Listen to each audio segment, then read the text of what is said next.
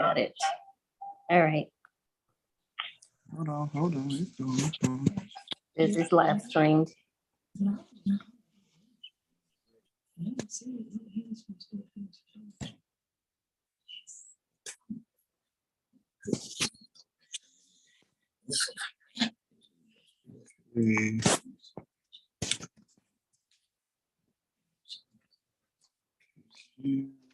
Make host.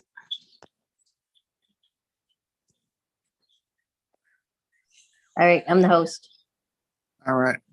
Thank you, sir. All right, I'm out. All right, good luck. Bye.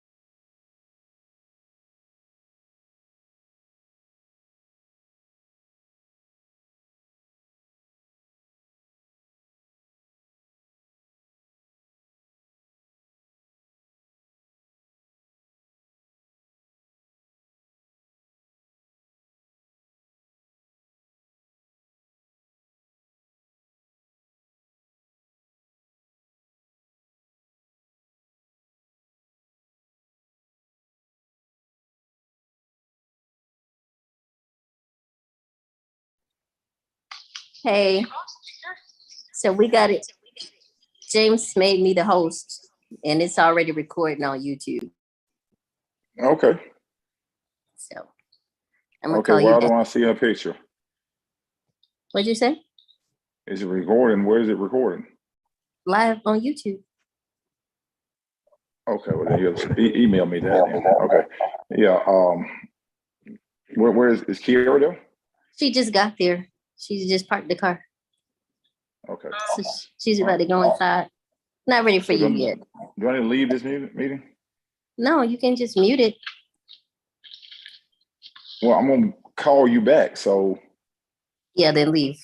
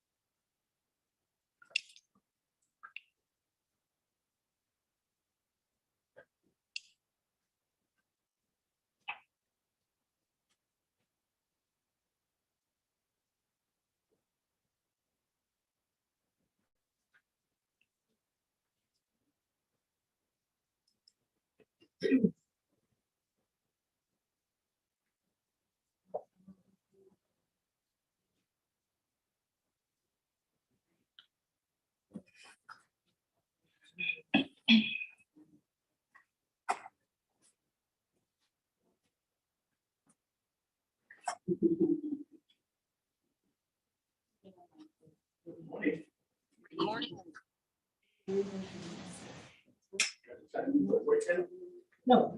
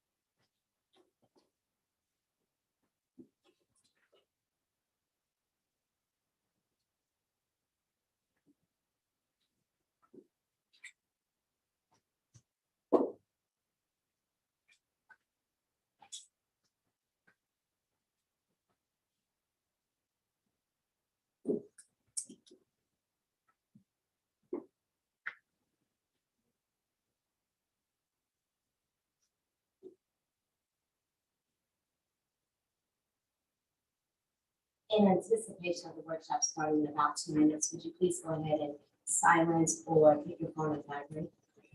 Thank you. And good evening, everyone.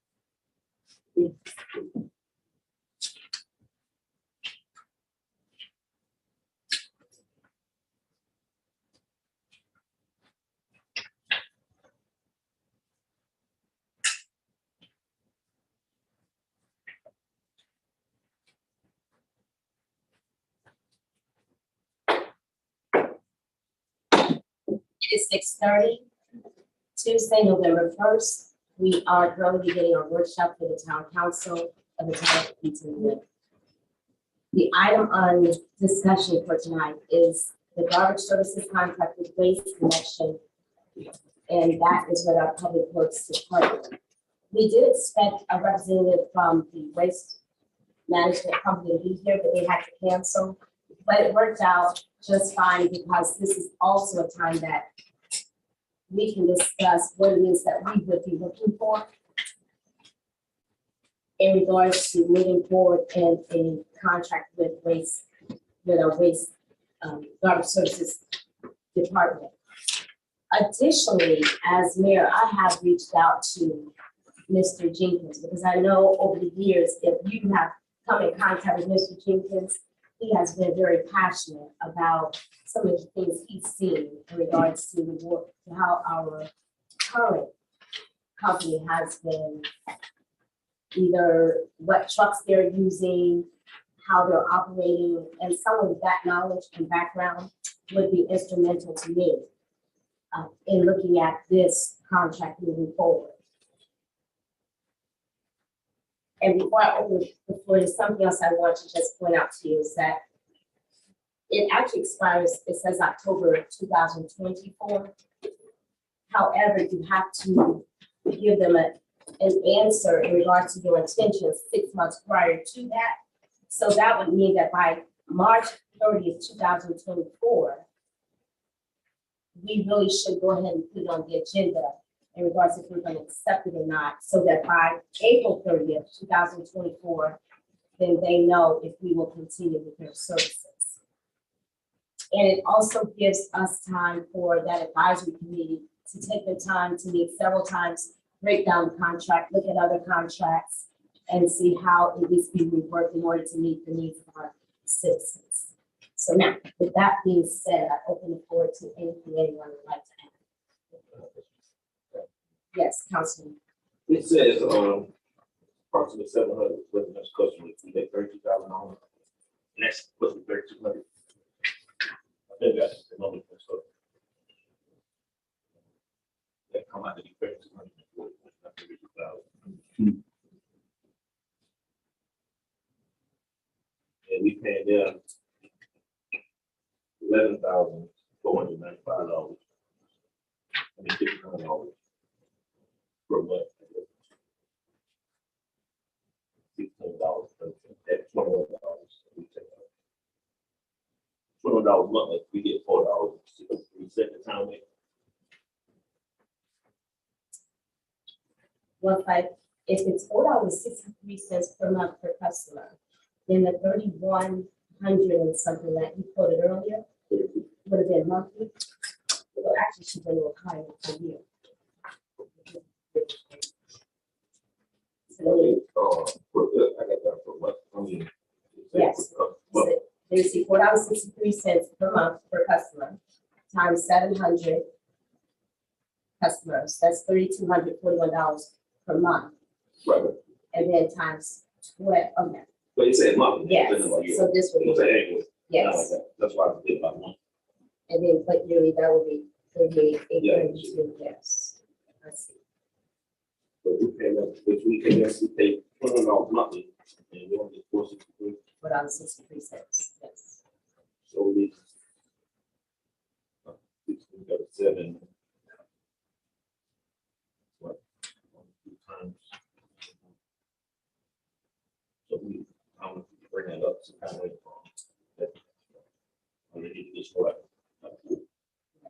And see, how we're comparing with other municipalities. But that number, they don't make 463. 37.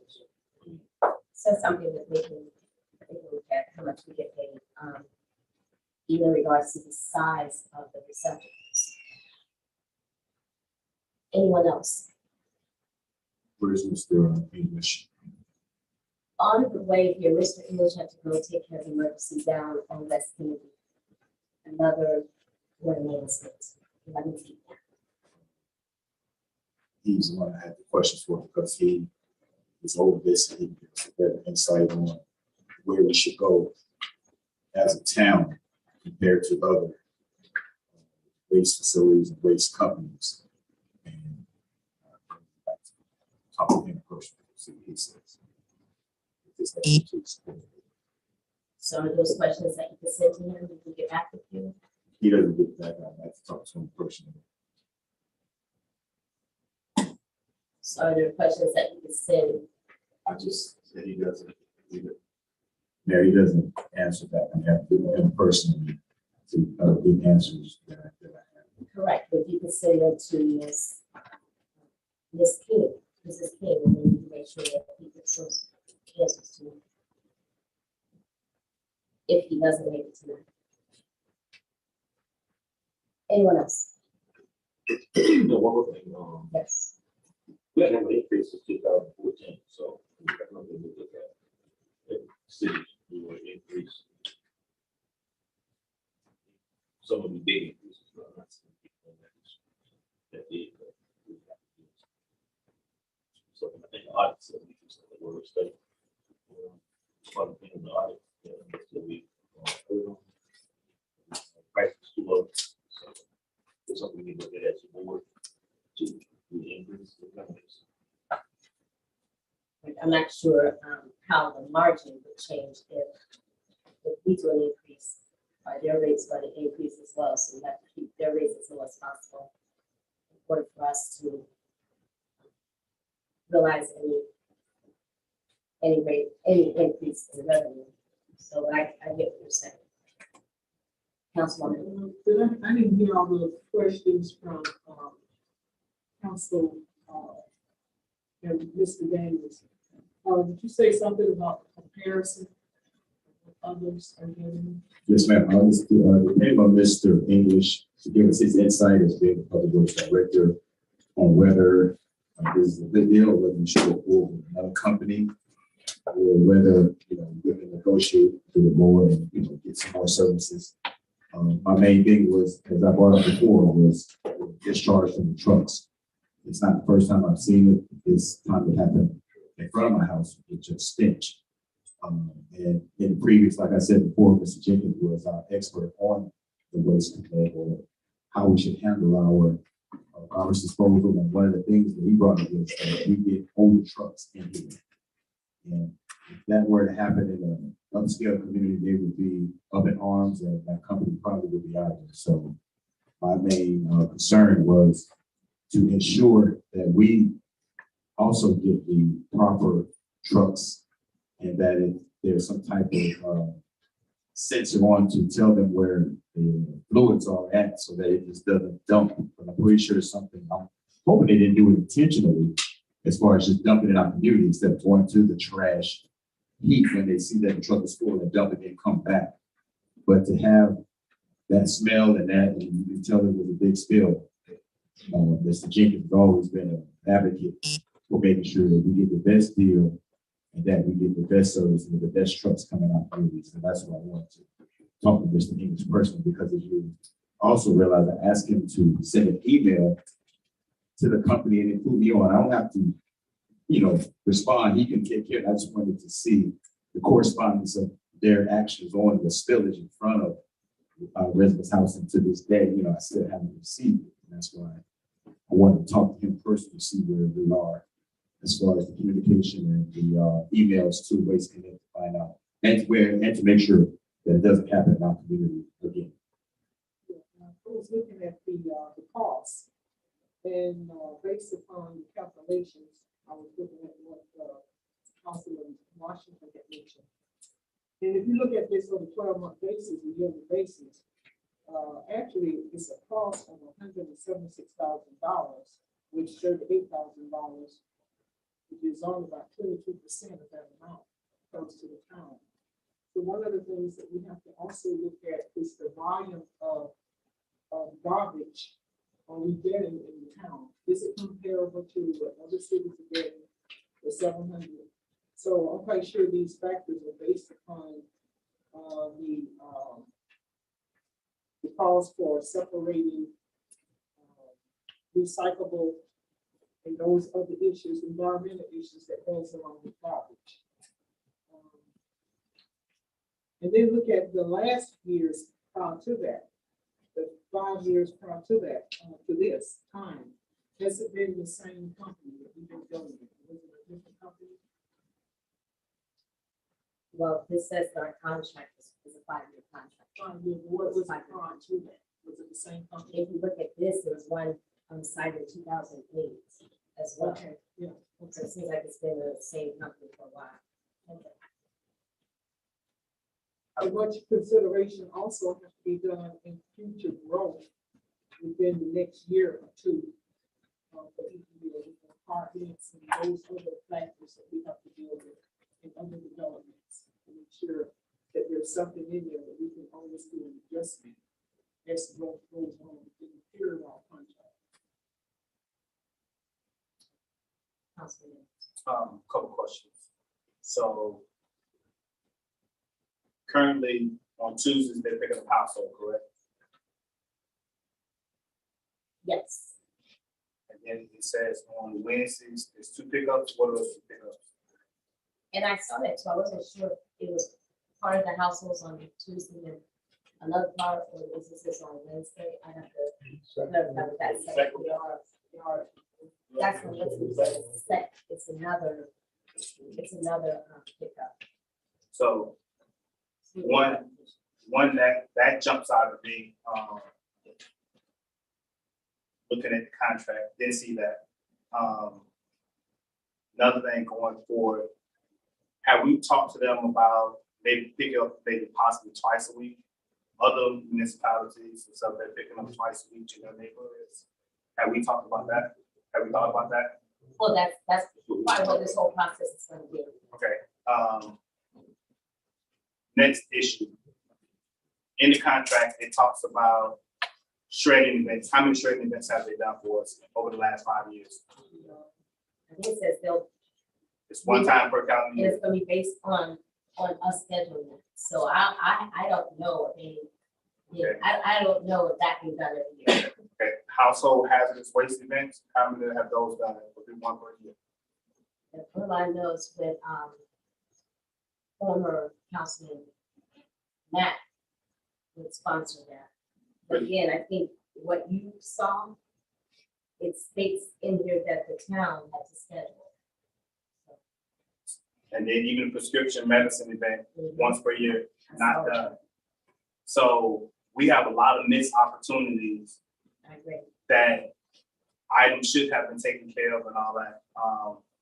And along with other residents, there's multiple things. So we talked about a while ago in reference to roll-off. So when new construction is coming through, they're supposed to go to Waste Connections, correct?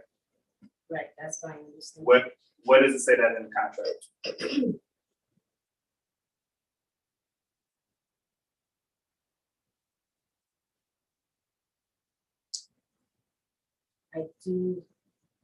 I can't tell you that.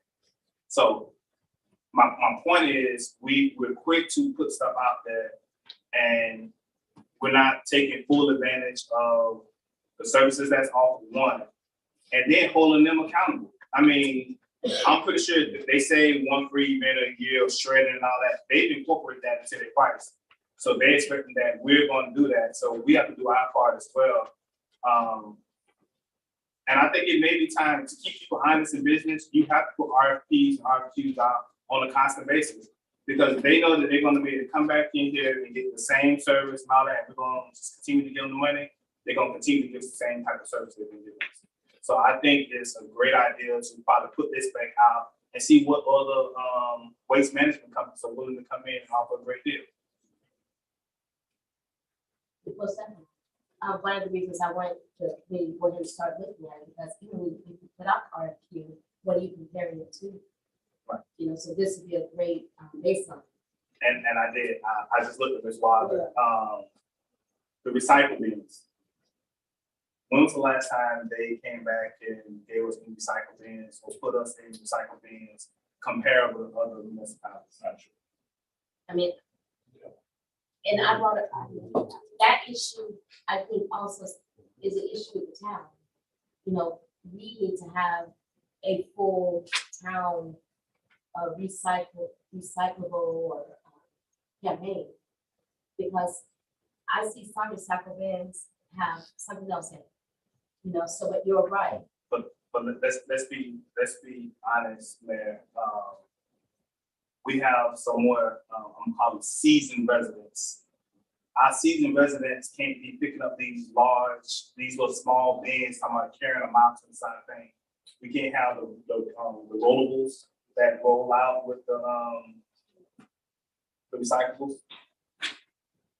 The reason I'm bringing it out is because we have enough time to think about those things. Because again, if you have an RFQ, then those are things we want to look for. So whatever makes the lives of the citizens better and is under, a reasonable amount per household, then that's what this advisory committee would be for. Right, so if we've had them for the last 8 years, do we think it's reasonable to just go ahead and put an RFQ out there for other people to start right now? I think it's reasonable. But, yes, it is reasonable. But if we look at and I'm not against an RFQ, we can do that, but still, what is the baseline? So either way we want to do it. One of the reasons this is here though is because we have some time, even if we put out an RFQ, we still have time to see what it is we currently have. And then we put out the RFQ and look at the scope of services, we still can compare. Do we know the scope of services that we need or that we're requesting? But if we look at the contract in its totality, that in itself can be a baseline scope of services. Anything in addition to that would come from the advisory committee and some of the other needs that or concerns that the citizens have. That would help create a more appropriate scope of services and complete scope of services.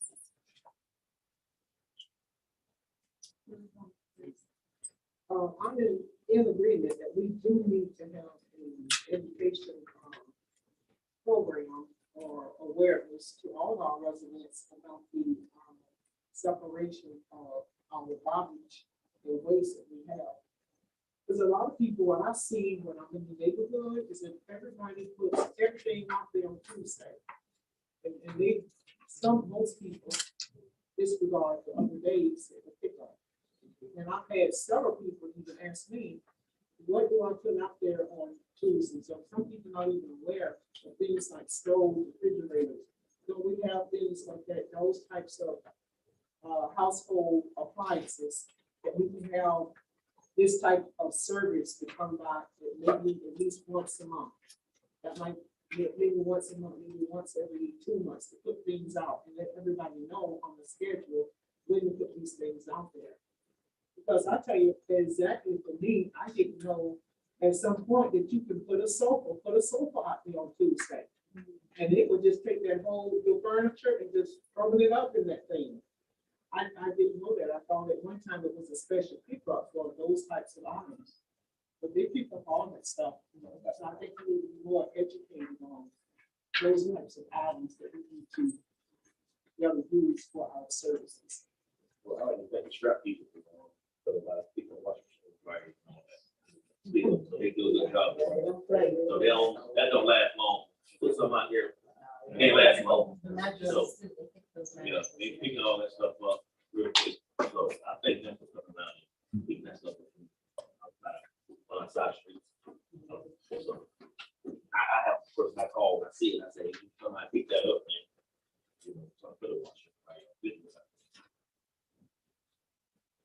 But they usually don't have time. They don't pick that stuff up and be gone. Right, is there anything else? Is this the only company used for the hurricane? Pick up debris in the hurricane? Waste connections. It is. So that's what we have contract with the voice for the hurricane right now. They just put out because there would be extras, they just gave us a bid for the debris that's left over, because it's not in this country. So But FEMA covers that, so why didn't we still go ahead and authorize that to be picked up? Just that proposal. Because we expected them to do it prior, and it wasn't done. Again, that's something that we need to consider when we go forward with the contract. Some of that stuff should already be in the contract. Right, but That's in Florida. we put that out to residents that was gonna be picked up 2 weeks ago, 2 or 3 weeks ago and it wasn't picked up, so that went out on a robocall. So, I mean, FEMA's covering it, why are we hesitating on it? They were expected to pick it up. So I understand what you're saying, but they did not pick it up. So that would be a question I would have to ask them. When we send out the robocall, with the expectation they would pick it up because they were contacted, it did not happen. So we keep moving forward, and now they will pick it up. They set up the bill, right? And they have to wait that 30 days, I mean, to pay. We don't feed the people on the gun right away. Right. So we have to make sure we file for people. And that's the first thing we made. What we did. Second thing, just have them come out and they bill us. We have to pay that reimbursement from people, like always. Right, but if we had something, since we're in Florida, we know that we're gonna have hurricane or some sort of incident like that, that is something that we can already incorporate in the new contract going forward. So we don't have to wonder if they're gonna show up or not, or if it's covered or not covered. They'll put that in the contract. Little part of that price doing here. Right. And nothing happened, it's paid out, so. Storm, we come out here and there, you know. We go on out, you know, but you know. And so, speaking of the, it will be at the next meeting, unless, does anyone have any? Do you have any objection to anyone speaking since you have a little time? Have some comments? Okay. Yeah. Okay. If anyone would like to speak, please go to the lectern and just let us know your name.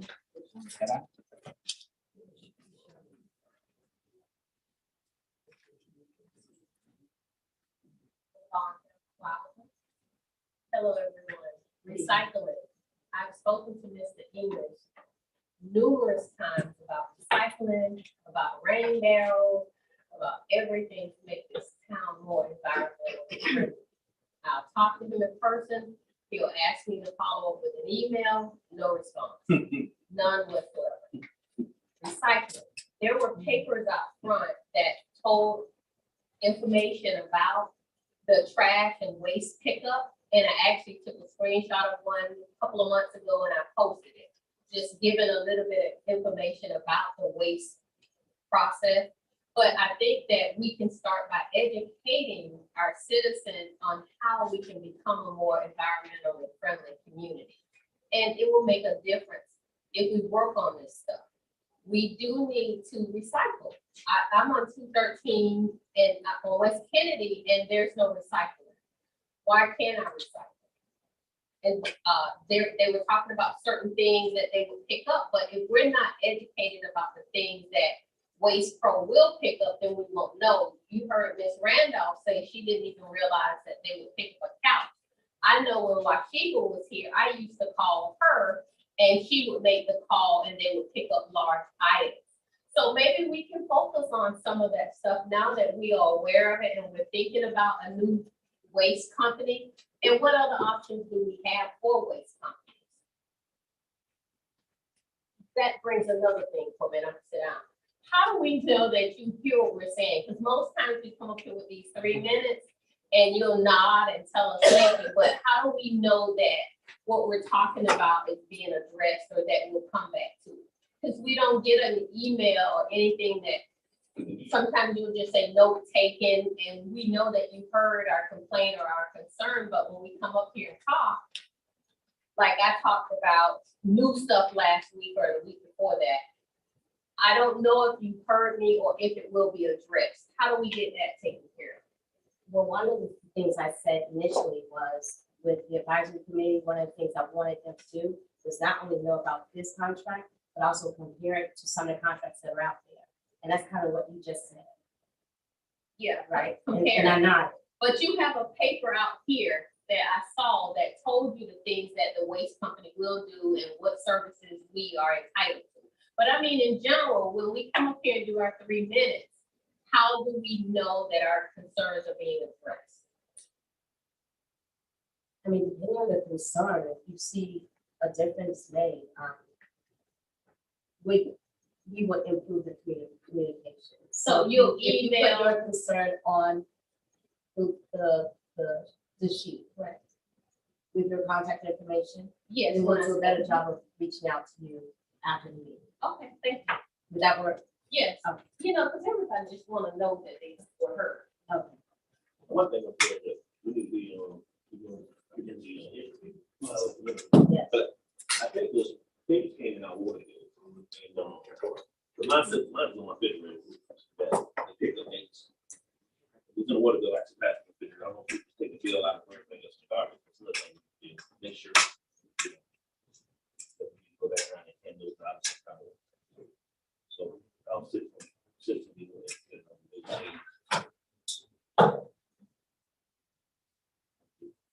Good evening. Mayor and Councilwoman, fellow citizen. My name is Isaac Jenkins. And I live at 116 Mulberry Street, really Maitland. It's been here since 1966, I believe it is. In reference to the service, I have about 35-year knowledge of sanitation, solid waste, or whatever that I'm going through with City of Winter Park and waste management, etc. And with the local all and now. I have some concerns about the service and some of the things I remember when we renewed the contract last time. There was the type of service to me was unacceptable afterward because it's like they're trying you to see if you're going to say or do anything about the service that is rendered. And I understand that everybody be nice in the beginning, they will just keep on, oh, they're not going to say anything, they're not going to do anything about it. And then afterward, they just begin to drift away from what they're supposed to do. The service to me has been in and out, unacceptable. They've been leaving the cans in the street after service. And what upset me so much was during the time when our lift station was down at Eaton and West Street, I believe it is. And we had these, all the suction trucks to come in to remove the sludge because the pumps was not working. And when I was coming through, I was on a Tuesday night. So trucks couldn't get through because they had cans on both sides of the street. The unit had to stop. I got out, old man, 82 years old. My old man picked up the can and tried to throw it off the street so the trucks could get through. At that particular time, I don't think we had any city employees handy out there on site at that time when this construction was going, but I didn't see it. So I had to get up and move this container out of the streets so the trucks can get through. Now that doesn't all necessarily go to the service people, but in case we have an emergency and whatever. Each street, I've seen it on both sides at times. The trucks or cars had to go down the center of the street. Now, when these objects in the street cause the accident and everything else, that's the only liability of the city that we're allowed to do because they're not following through. They're not following through. Actually, these people are forcing them to do what they need to do. When I worked for the city of Maitland, they had the book and the contract every day on me, every day, from pen to pen. We've been being too lenient, too light on our people, and following instructions is not to my satisfaction. I think we can do better. We deserve better. They know to do better. Today, when I come through, every can will sit back on the curb because they know I live on 4th Street. But if you watch it in a short period of time, they would drift away and pay attention.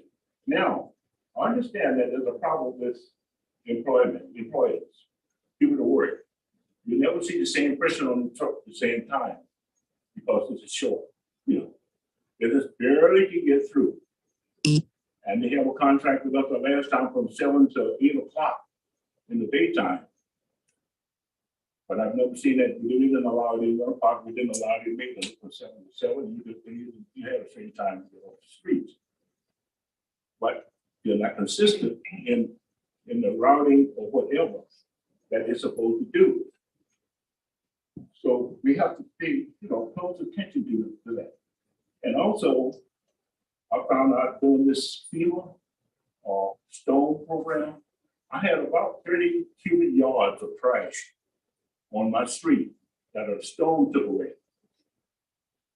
And my son and I, we cut it down and everything else and stacked it to the curb. And then, of course, public works came by and said, we may have to pay for it, we may have to do this, we may have to do that. But I just sit and wait. And eventually, one morning, I woke up last week, and there was a big, huge black truck parked in front of my door, picking up all of my trash, and it cost me nothing. Why? Because unfortunately, Ford Street now, they removed the sign from the Eatonville sign and put a maintenance sign on it. And I was blessed. I paid nothing when my trash was removed. I was hoping that in the near future, we would be able to have our own self-contained car truck. I know for the body there, he can remember sometime in the past, we had a storm here and you called for assistance. I came over one Saturday morning to remember. It was a car truck and we wiped this town up in a little bit. And we had that one particular truck in this town, self-operated and contained by the city of Eatonville. One man operated. He sits on the front of the big car, reach out, pick it up, load it on the truck, and move it. The trash would have not been on this track on the street more than a week. We still have it waiting there because we don't have a proper facility. One man came by us one day and said, "You all don't have a proper facility to operate. You need to get some heavy duty equipment. If we could afford it, we need a car truck in the town. But Open Door Church have a tree landing on the back part of it now, the hole in it, and the roof. And across that center part over there, Berry Street, is that right? Bay Street or Berry Street, whatever you call it. That tree is leaning across the property over there. And I was told after these people searched my house, my son went out and said, "Oh, we want to give you a tip." I went, "What did you do?" He said, "No, the state paying for this." Okay, so you want more. FEMA is paying for this. That's what we were told. So, and with that said, why can we couldn't have that communication with maintenance and system and thing and have a communication so we can work together and pull this together? Huh? So Mr. Jenkins, that's one of the reasons I reached out to you, because of your background and because almost every time I've seen you in the past years, you've had something to say. And what I'm hearing you say now is consistency, number one, and some sort of quality control feature within our, I don't know if it's quarterly or some sort of feedback that lets them know about the quality, and it needs to be built in within the contract. Right. With whoever we go with. All right, sir. But I can understand when we have private owners, they're only contracted to our containerized service. If you read our contract, I have read the last big one. Anything over and beyond, in Winter Park, what we used to do, anything over and beyond, we have a billing system, anything over 3 cubic yards or whatever it is, we have a special rate that we picked it up and bill the citizen, and we kept the town clean. This is something that I think we should think about in the future, on the past, because in Eatonville, we need a car truck because the oak trees is falling, and they're falling like that. They're dead, they're not being watered enough, and they're just constantly falling. So we can use that truck year round as our own employment and save ourselves time and the purpose of losing the grass or whatever. That's it. Thank you. Thank you. Yeah, that's a good idea. That's probably, we haven't had to put it in. Ideas. And I think we'll pick yourself. Like the other trucks, those two trucks. I was talking to the area right over there. Luckily, I don't have the same issue that Vice Mayor Daniels had with spillage in front of the house. And goodness, sad to hear. I don't know if the grass is greener, so I don't really know anything about negotiating. But they can do better. My issue with the current management is that they will always, leave leave bins in the street one. And at least for me, oftentimes they'll miss something at the bottom of the bin. Like they only half pour it and then they just drop it right back down. So I only give out half service, I guess.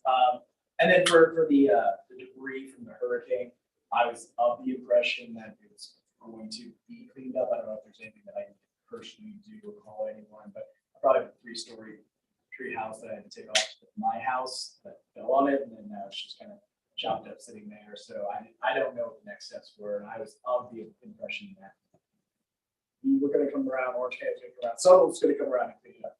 But I did notice that going down Lake Avenue, they finally got cleaned up. So they got theirs.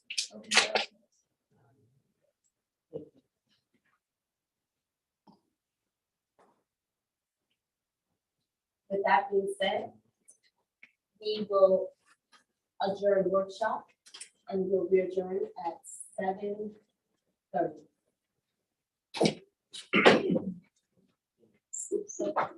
It's been moved, second. Second, second on this now. All those in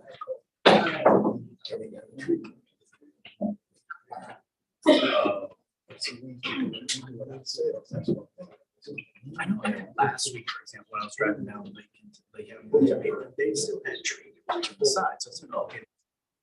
This area, and then all of a sudden it was gone, and they still hadn't gotten to our area. And I'm like, oh, are they ever going to our area?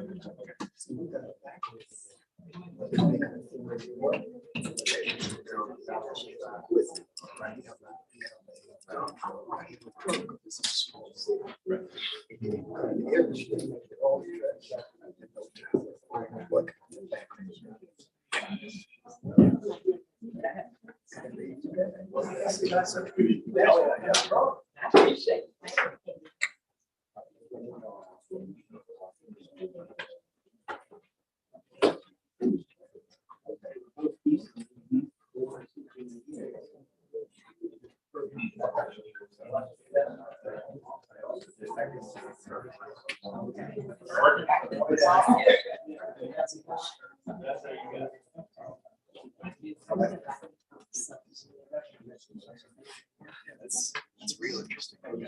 And that makes more sense then. I was here to all the streets though.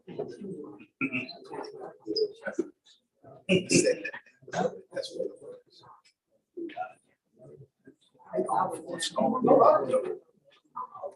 We used to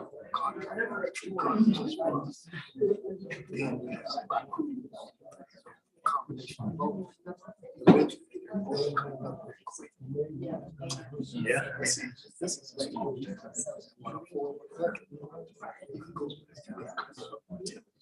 it's been about a month since the storm, I guess, right? About a month, and yeah, I mean, I still see down. Well, they don't have a lot of trees.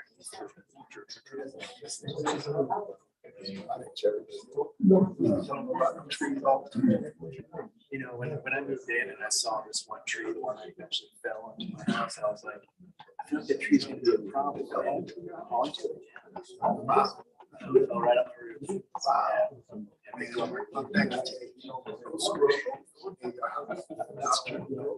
The whole oak tree that would last. Not a more bit. That's the ones on top. You're right. That's what you're talking about. Yeah, it's interesting. Yes, sir. I said to myself, I feel like that tree is going to be a problem. And sure enough, it was. But what had happened is, because of the super rain, it was my neighbor's tree that fell. The soil that's so wet that the roots just right up. There was just nothing to hold it in anymore. It just we call it a squirrel. Oh, and the roots stay put on the top. You get a lot of rain. It's a nice clear. You always rain real hard. 5 days, 6 days out there rain. That tree. If it's an old tree, it's a veritable time. All you gotta do is look at the roots. The tree's gone now, and so it's one problem out of my way for the future. But oh yeah, I got my taste of it. But, you know,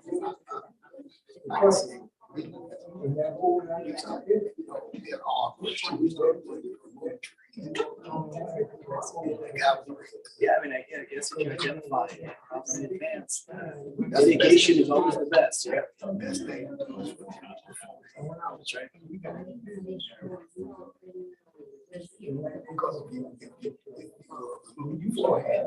do this one.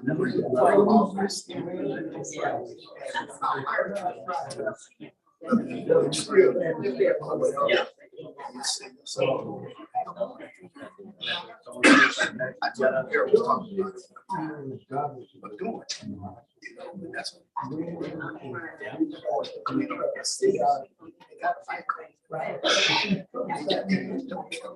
did a lot of, I know, but from what I heard is I didn't see a lot of public trees down. Most of the trees that I had seen would have been on people's properties. Well, again, maybe seats call. Check this tree out. So the office. Oh, God, it's not just for the not just public for the- areas. God, I don't Just know. for whatever. You can call, make an appointment. He'll come. You know, That's smart. That's smart. you really don't know the tree. Yeah, that's true. So he gives you he basically. Or, you know, like, all right, yeah, it's a 20% chance. So, That's.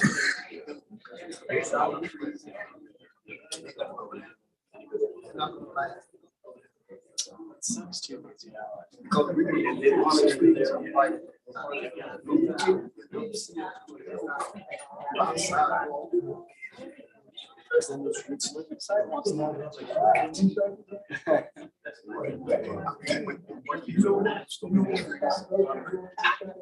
That's quite a lot. Yes.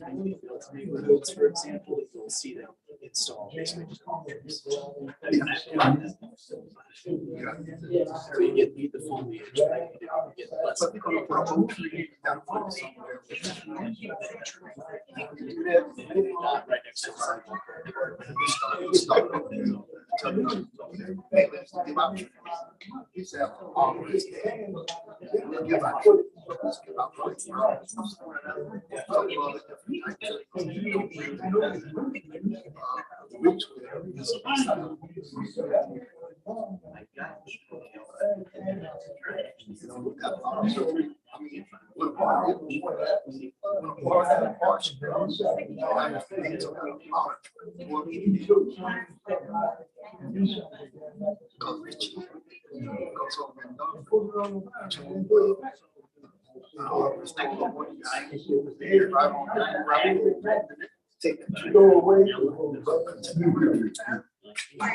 So one night, The storm decided to take it down. no, what was still. Oh, wait a minute.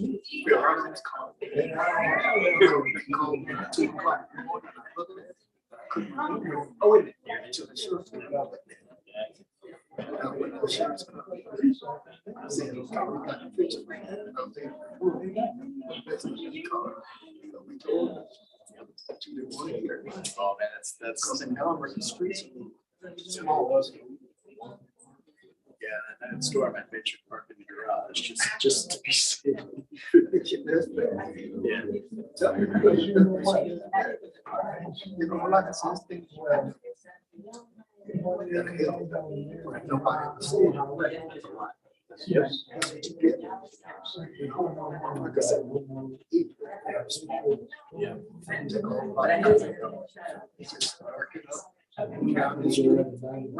Like I said, they get that form. Take it up and say something. They can load you dumpster.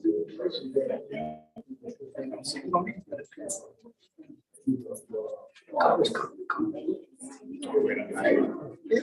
don't.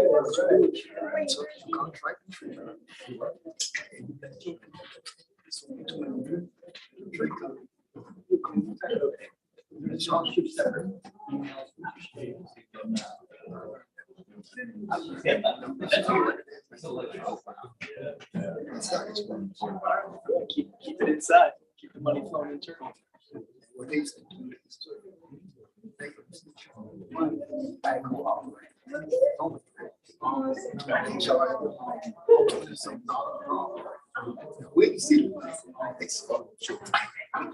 Then hopefully by proxy at the town. So. Oh, yeah. What it is, they just want to say, I'm doing other things. Like I said, this is small.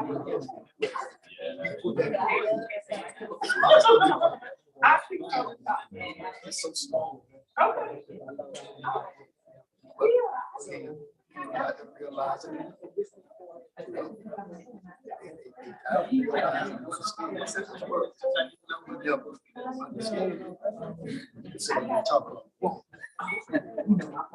That's the truth. I'll be right to 18 now.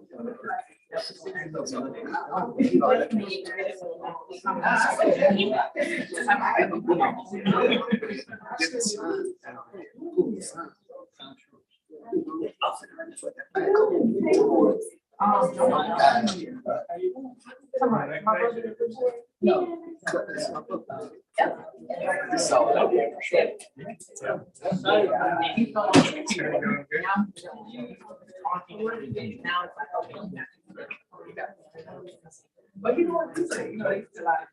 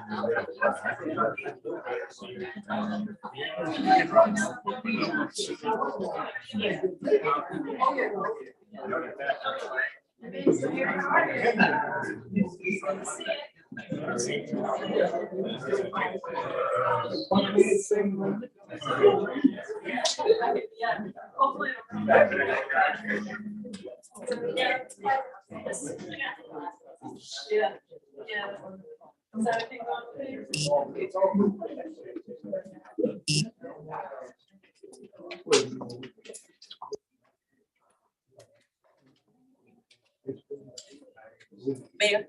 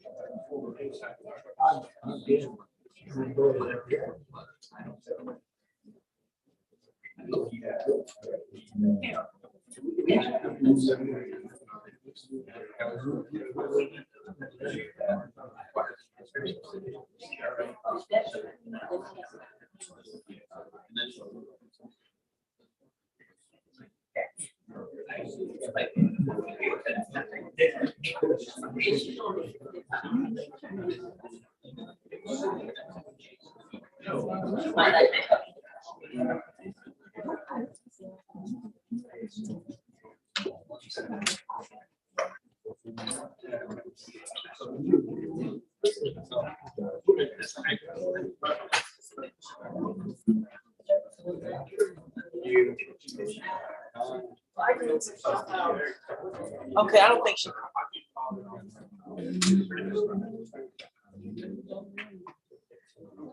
Okay.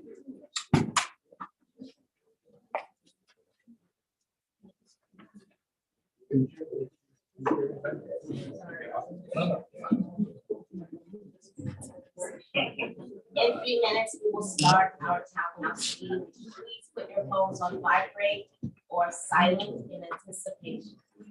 Thank you. Good evening, everyone.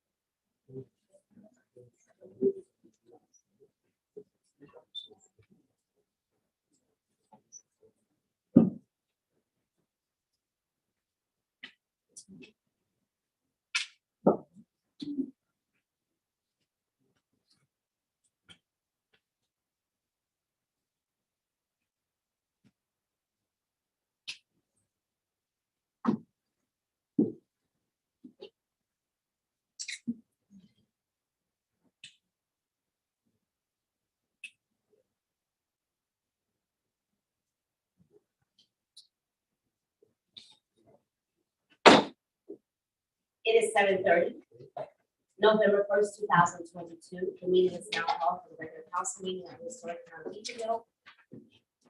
This is key to have a forum. Yes, we have. Please stand for the invitation and pledge your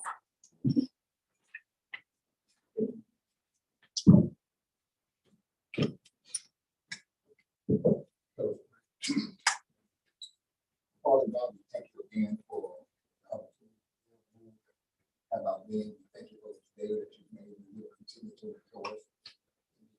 We thank you for this community, Eatonville, that you have placed us in to be stewards and overseers of. We continue to look for values that serve and labor in this community. To continue to bless them with the prudence and discretion, make decisions that will bring glory to you and good to the citizens of this community. We also lift up every resident of this community to continue to bless us to live in harmony and unity with one another, that you will have us continue to respect and love one another, such neighbors, respect each other's personalities and properties. But again, thank you for this town council meeting, for the informed and educated and updated on the state and the welfare of this town and community. We honor you and thank you again for everything that you're doing in and through and for this community. We ask this in Jesus' name, which we honor. I pledge allegiance to the flag of the United States of America, and to the republic for which stands one nation under God, indivisible, with liberty and justice for all.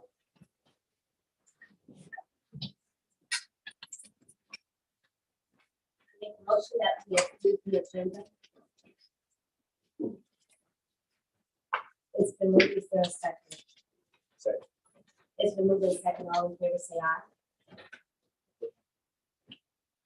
Question? No.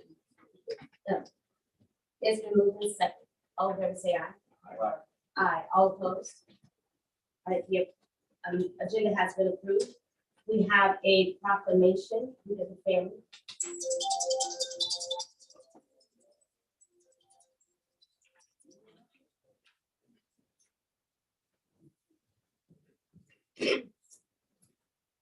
The office of the mayor, town of Eatonville, Florida. In recognition of the week of the family, my family helped me achieve endless possibilities, November the 5th through November the 12th, 2022. Whereas the town of Eatonville, the oldest incorporated African-American municipality in the United States, is blessed with a multitude of families, an essential part of the cultural, social, and spiritual fabric of our community. And whereas the town of Eatonville recognizes that strong families are at the center of a strong community, that children live their lives when their families are strong, and that families are strong when they live in communities that connect them to economic opportunities, social networks, and services. Whereas everyone has a role to play in making families successful, including neighborhood organizations, businesses, nonprofit agencies, policymakers, and families themselves.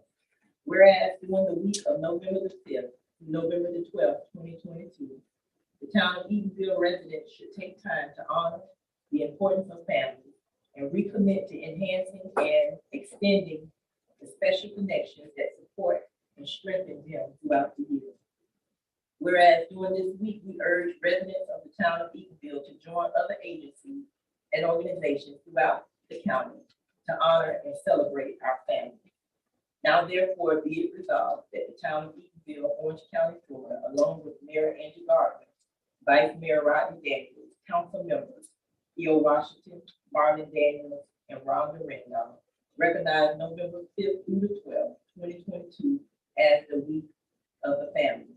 In witness whereof I have set my hand and called the seal of the town of Eatonville, Florida, to be affixed this day, first day of November 2022.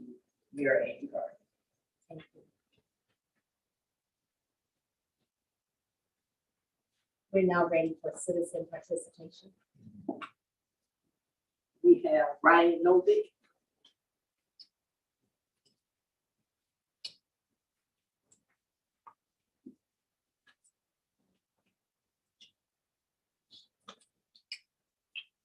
Good evening, everyone. Mayor, citizens, Ryan Novak, resident. So tonight you're going to vote on Mr. Singh, and I just wanted to give a couple final comments before you guys do so. I contacted some acquaintances at Visit Orlando, and they spoke very highly of this gentleman, his capabilities, his character, everything that he would be able to achieve for the town. I just hope that you guys do not focus solely on the incentive bonus, because if he's reaching these milestones for an incentive, the town has been. We are advancing. We are all together gaining on someone doing hopefully a job well done. In years past, we've maybe had people in this position, maybe others not as qualified, or promoted from within or what have you. And year in, year out, just 3 years of salary that didn't potentially advance the town. So I hope that you guys do vote in favor of Mr. Singh, and I hope that you have to bring on this individual and hopefully continue the advancement. Completely unrelated to that, the speed bumps on Bel Air Avenue and Gabriel Avenue, I've said this before, they're mountainous. They are providing needless wear and tear on vehicles that go through these streets.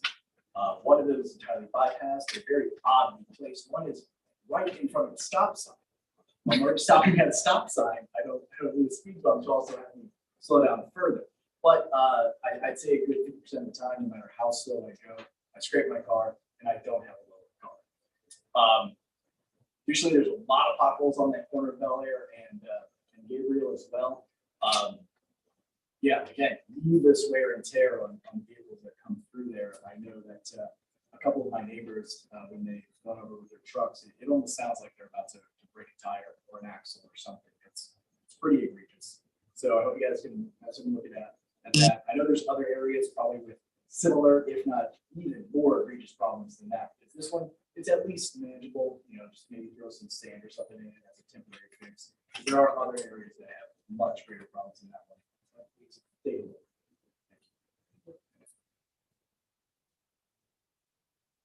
We have Crystal with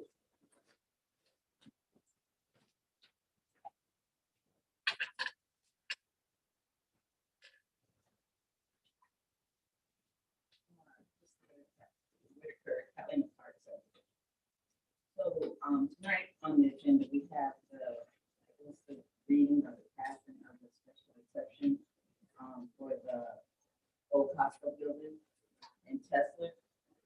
I'm against that. This week, leaving out of the subdivision while walking, the gate was left open.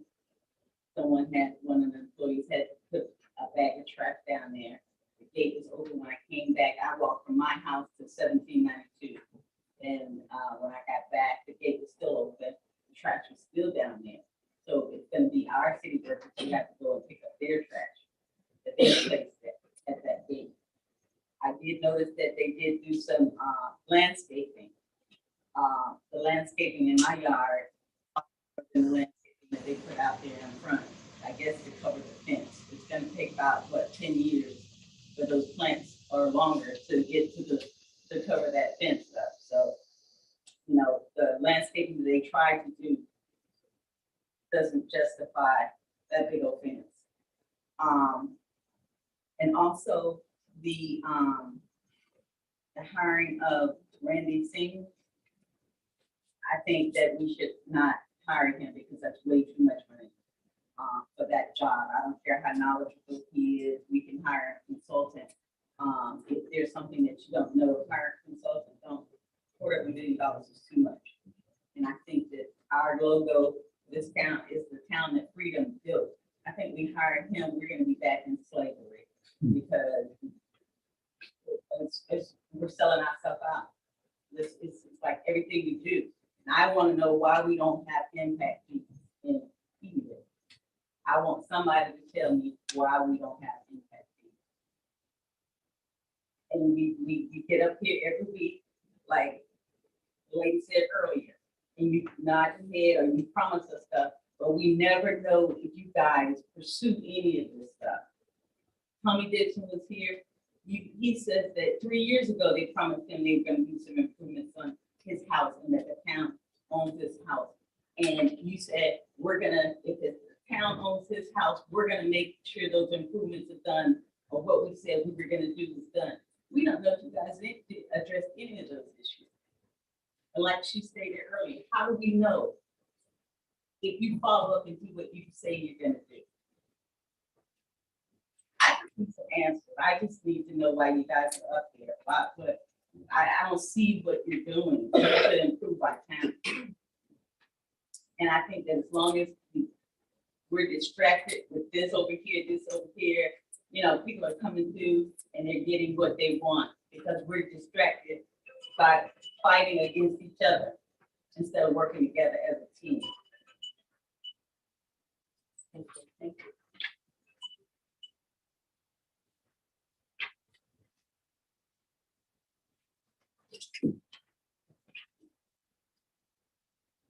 I want our public hearing, approval of the second reading of ordinance 2022-10.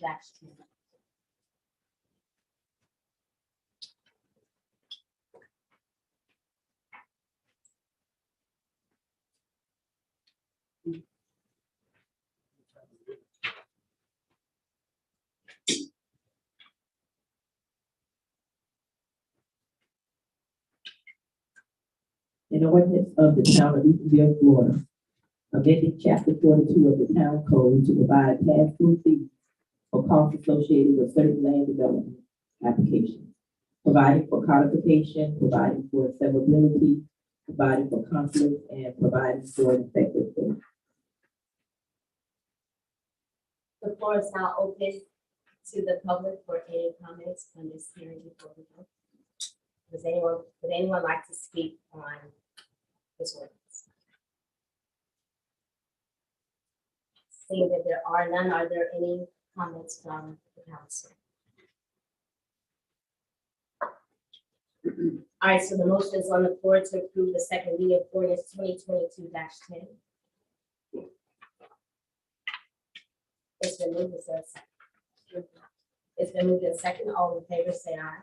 Aye. All opposed? Ordinance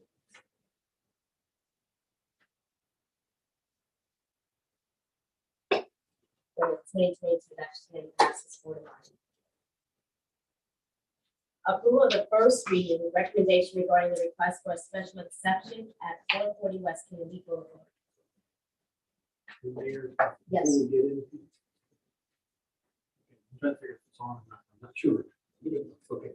Yeah, I want to make sure that you have the chance that any of you who have spoken with the applicant or spoken to anyone who's opposed to the applicant to disclose those second party communications and after we get into the substance of what to do with it. And in order to meet the requirement, if you spoke with someone before, again, you need to identify the person, basically the topics that you discussed or learned about. And once that's available, then both the applicant and anybody opposed to the applicant will know that they have to cover two specific areas when they speak to you. Are you speaking specifically for a special exception? Yes, this is That's a right now? quasi-judicial, and that's why. Okay. So if you did speak to anybody or went to the premises or any of those things, this is the time to disclose that when we get into the more detail. So the fact that I did go to the premises, I Okay. did look around. And did you meet with anybody specific?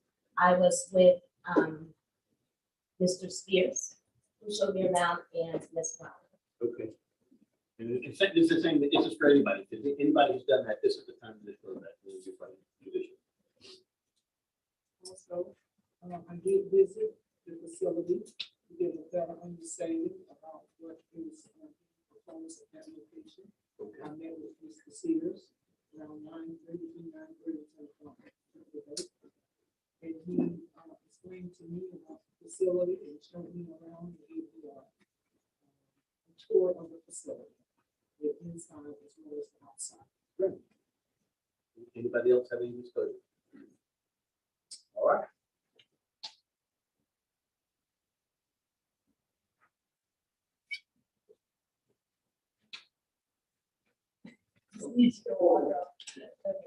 Good evening, my name is Tara Salmieri, I'm the town planning consultant, meeting mayor, vice mayor, council members, members of the board, and members of the community. Tonight, we're have before us a special exception. It is located on 440 West Kennedy Boulevard. You'll see in this area, well, it's pretty small, but it's right here on the corner of Kennedy. This building is an actual reuse of a building. It was the old Costco. And tonight, the request is really only about 40,000 square feet of the 116,000 square feet. This property is zoned industrial 1 and future land use is industrial. North of the property is commercial. South of the property, there is a park and then residential. East is commercial, and then west is unincorporated. The proposed development, as I stated, is a portion. This is the actual building itself, and then the red outline is the proposed tenant space. And then this is the actual area of parking. Currently today, there's 100 parking spaces that community member came and spoke about that already exist, as in a fenced area. The special exception process is outlined in the town's land development code. In the industrial 1, there's a list of permitted uses, prohibited uses, and then special exception uses.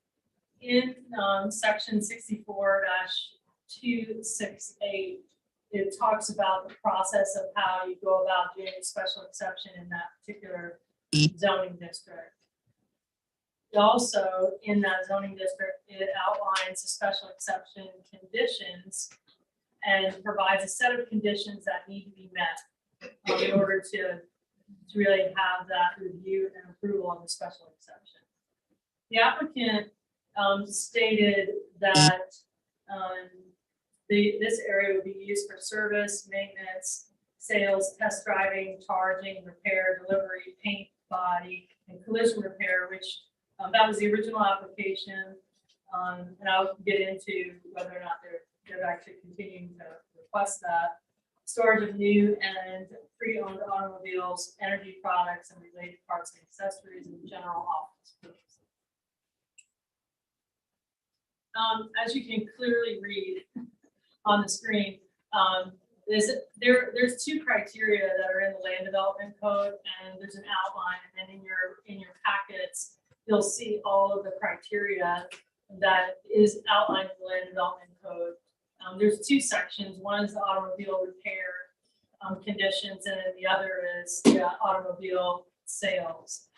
Predominantly, the request from this applicant is for the automobile repair. And if you look at all of the criteria, the applicant has met every criteria that's spelled out in the land development code for auto repair. In addition, there is a criteria for community meeting. The applicant did have 2 community meetings. The criteria is only 1, and I'll let the applicant kind of speak to that. But when they went into the community the first time, they heard what the community was saying about the time and the availability of residents to come participate.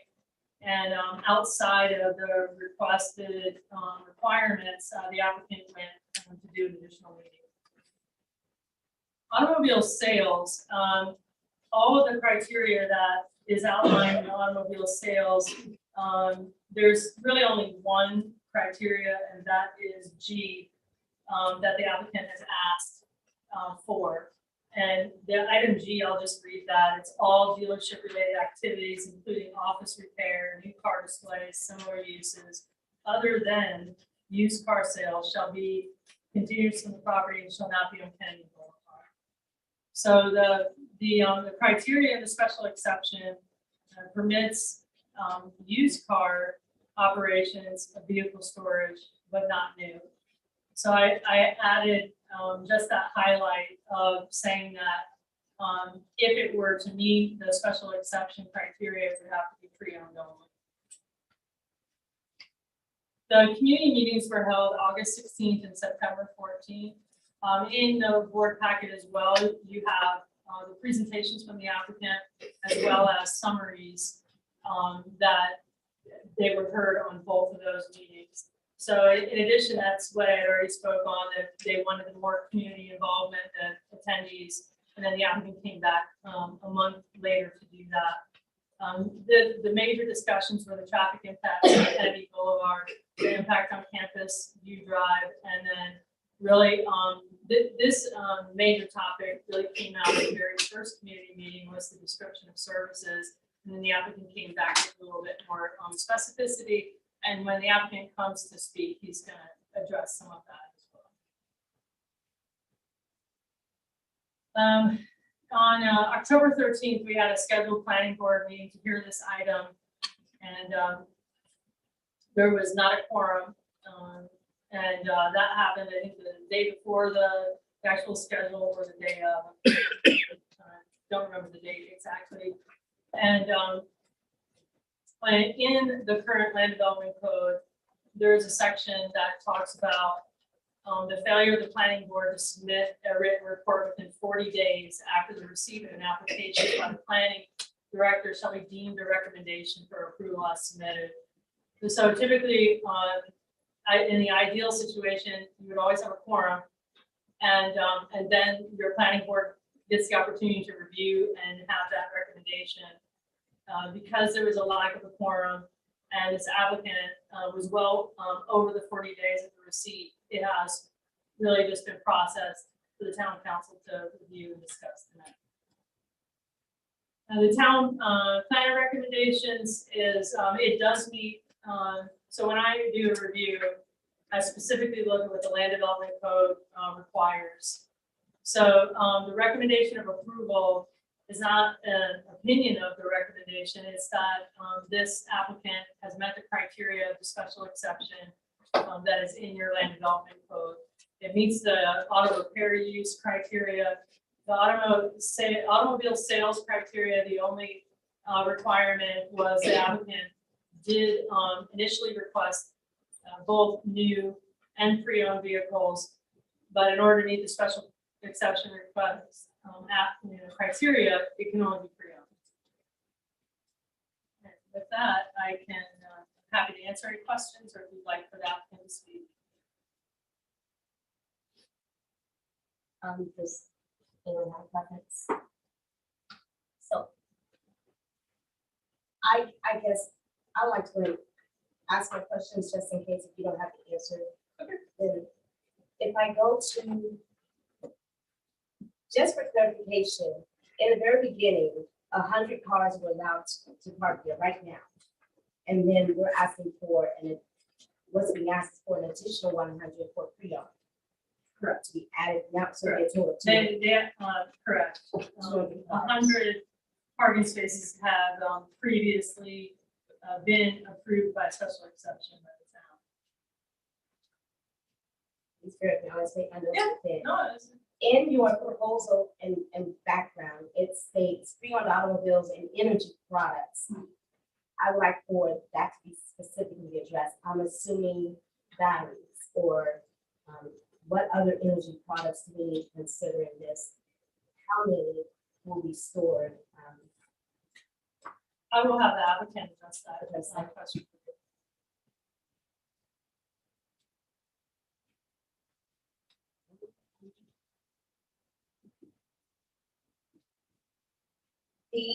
Even though, and I see the pictures, does not look like the typical mechanic shop. The collection system, even if you're using, it was the cleaning solutions and all of that, there's a lid right there. Is there some sort of collection system for those cleaning solutions? Because I'm not certain if the cleaning solutions would be any different than if someone's washing their car with time, whatever they use. So I want to know if there's some sort of special collection system to recycle that cleaning. And I'll defer to the applicant as well to answer that. All right. These are good questions that I'm sure that they have an answer.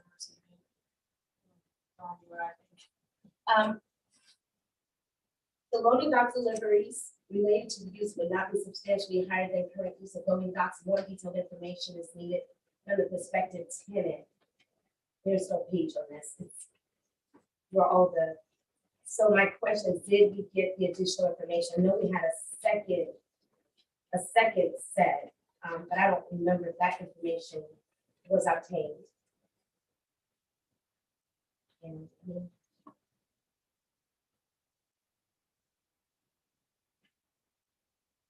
Yeah, I think that's just from the section of the code. Okay. It's not something that the applicant has requested. this is probably more specific. In the responses, desire for more community involvement with the prospective tenant and building owner. I guess this is something, one of the concerns that was expressed at the meetings. And this is something that I wanted as well. For me, it was to make certain that if this was passed, that opportunities would be there for, I don't know, high schoolers that want to get into the automotive business, especially electric vehicles. And it stated that handouts of the training program and instructions, and I can't tell y'all the page. Handouts of the training program and instructions on how to apply were handed out at the meeting. And that Tesla is planning to become a member of the Eatonville Chamber of Commerce and is exploring ways to increase its community involvement. I reached out to the Chamber of Commerce and I asked today, has any member of that Tesla company become a member of the chamber? And the answer was no. I believe that if your intentions are righteous, you've had plenty of time. If that's what you wanted to do, you would have done it. The other thing is, instead of handing, it does not specify the training program, but I know that handing out, and this is not an insult, don't get me wrong, I'm just looking at the process. Handing out instructions on how to apply at a meeting, by the time I get those, it's going to be set to the side. But if the full intention was to engage our young people, those that don't want to go to college, those that are good with their hands, those that can benefit from a career at Tesla, I believe that getting with the school counselors to identify those persons, saying, hey, here's, this is a program, even if it's not at that stage, that could have been part of the narrative here. And I don't see it there. I think what you're referring to, Mayor, is the applicant summaries from their community meetings. Yes, yes. So but I want to know how steps been taken. Those are questions that you can ask the applicant as the planner and the reviewer of the application. The only things that I can consider is what is in the land development code. I think. And those are, that's on me. Does anyone have any questions? Yeah. Yes. That's what we- Kelsey. that's all I know. Unless there's a question for me, but I'm happy to come back after the applicant speaks as well. Well, the reason I brought it up was because if I go ahead and put it out there, then the applicant speak, they can go ahead and address those issues. I have an issue with the speaker. On page number 8, it says, per the town development code, section 44 through 165. Failure of the planning board to submit a written report within 40 days after receipt of the application, and the application was presented May 2022. The planning director shall be deemed a recommendation for approval as submitted. So my question about that comment, that statement, I found it at least 3 times in this package. It's also been reviewed by the town's attorney as well. Yes. correct. So my question is, before we get started with this, so we know what we're working with, we're working from. Are you telling me, according to these statements that are made in this packet, that this is a default of the town for not meeting in a timely manner to be in compliance with the 40-day issue? So I'm not sure I would use the term fault, but there was a lack of a quorum. And then I might even ask the attorney to chime in, but there was a lack of a quorum. And because there weren't enough planning board members, it does defer to here as a recommendation. And if, That's Trevor would like to. all of that is right. And it's also, it's not a default because it's a recommendation. So what if they had met and recommended, you could overrule or override the recommendation. If they met and said, we don't like it, you could overrule it too. So it comes to you without anyone being able to say the planning board was against it, because that's the default in your code. So that can't be a part of your consideration. But you can still decide however you want to decide, because however it comes to you, yes or no, it's a recommendation. Okay.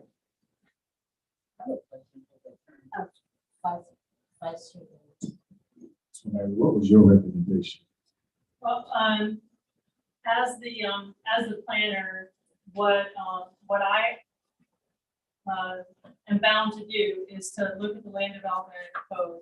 And the land development code specifies exactly the criteria that needs to be met in order to approve the special exception.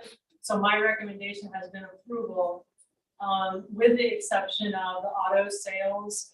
The applicant requested new and pre-owned vehicles for parking, but the code only has an allowance for used or pre-owned. So that was the only differentiator that I put in because of what the code said. That answer your question?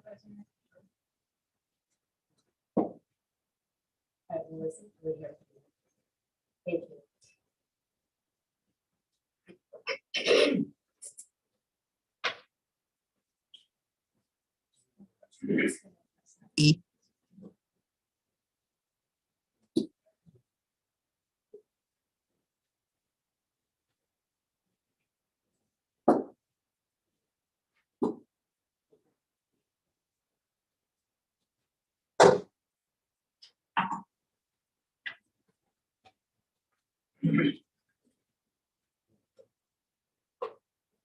Hi, my name is Clay Spears. I want to thank you, members of the public, for being here, especially those who remain people I recognize from the third time to meet, visit, and have an opportunity to talk and make comments. And thank you also, Mayor, Vice Mayor, and members of the town council. I appreciate your time and effort.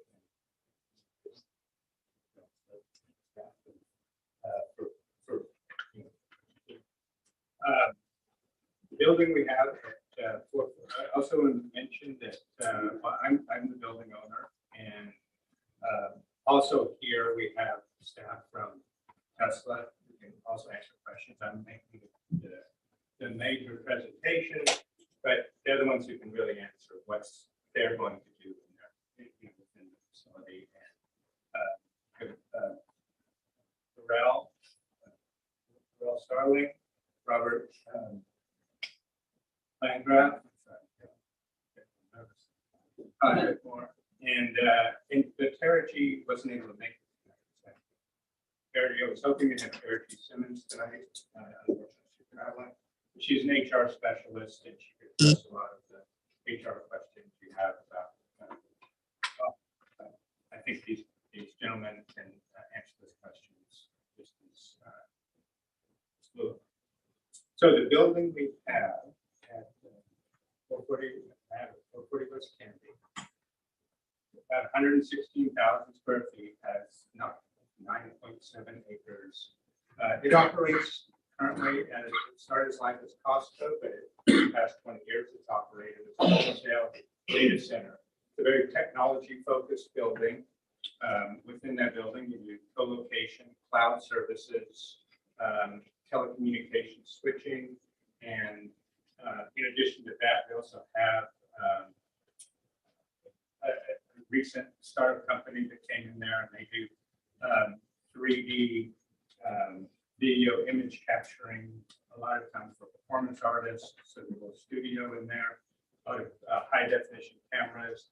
And they do some really interesting stuff. But so the focus of the building is really technology focused. The reason that, like, for example, that video capture studio is there, they download a lot of data We have data center servers there, and the co-location facilities, and they are able to capture that data and analyze it on site without having to ship it off to use a lot of extra telecommunications to ship it off elsewhere.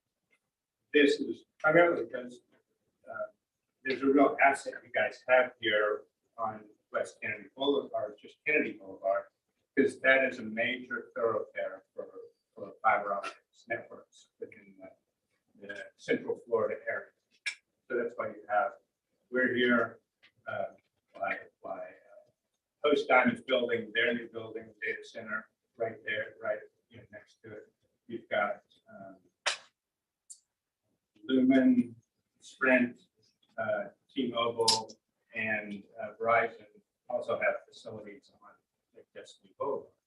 So it's a great asset you guys have, and this is the time to do what we can to help people take advantage of the assets. So the way I see this, the proposal for this is to allow Tesla to come in and use this facility for servicing of electric vehicles. And I see that as fully consistent with the technology focus of the building. It's definitely it's not it's not the way I've always thought of automobile service. It's clean. It's safe. I have a very high tolerance. I have a very low tolerance for additional risk in my facility because of the nature of the data telecommunications operations we do. That we just can't tolerate anything that's going to be a hazard to that building or to the area. Give you an aerial view of the property. We've gone over a lot of these things with Sarah's presentation, so I won't spend too much time on it.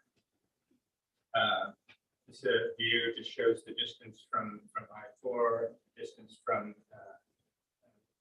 Tesla's current facility. Here's a rendering from Tesla for what this would look like. This would be east facing in the sort of southeast corner of the overall building. They pick up the southeast corner, build a facade with their logo, have additional areas where they can drive cars in and out to do service. Development plan. Here's where what we're really trying to do is we've gone through the town presentations. It's a huge traffic was the major comment that we got about all the traffic on campus, all the traffic on campus. What are you going to do? How is it going to impact this? What will it make it worse? How much worse are you going to make it? Well, currently there's Tesla's is parking vehicles there, and so any additional vehicle traffic it's going to be. There's going to be some more, but not a lot, a huge amount more. And also what we're doing with this development plan is putting in gates that will allow the delivery trucks that the Tesla drivers bring in. They'll be able to park a number of those within that parking lot to keep them off the street. Then it'll be coming in, dropping off, and being able to exit. Right now, we can only have like 2 trucks at a time unloading. This will allow 3 at a time to unload, which should significantly reduce any waiting that those vehicles have before getting into the. And really, you'll hear Tesla is really limited, almost no additional impact on the campus use.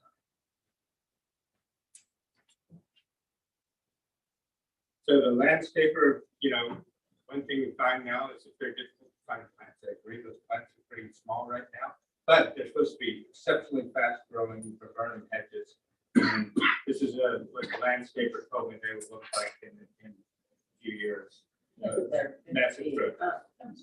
They've got to get started somewhere. I agree. It's small, but we're moving and it's right to do in a short time to get something. Finally, and then finally, description of the actual services that Tesla provides.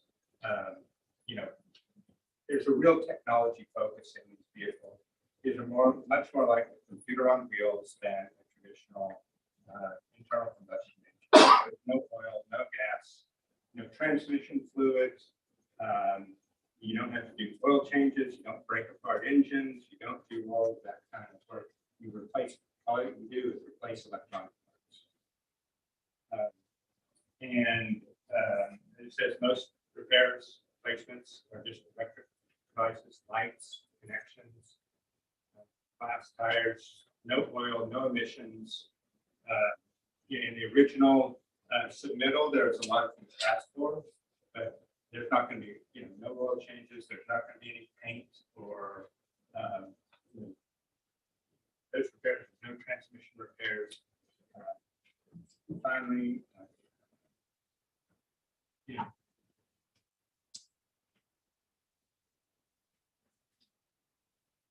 we want to work with Eatonville. We want to be involved. And I'm a member of the chamber, and I heard very clearly that we need to be more involved. And I think we're starting with baby steps. We're trying to get involved.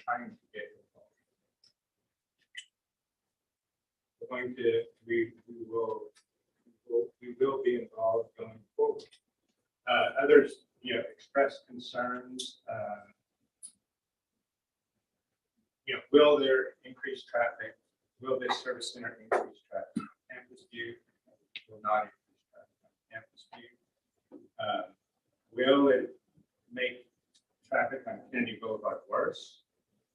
Actually, some of the improvements in where we're going to park these vehicles should actually improve things a little bit.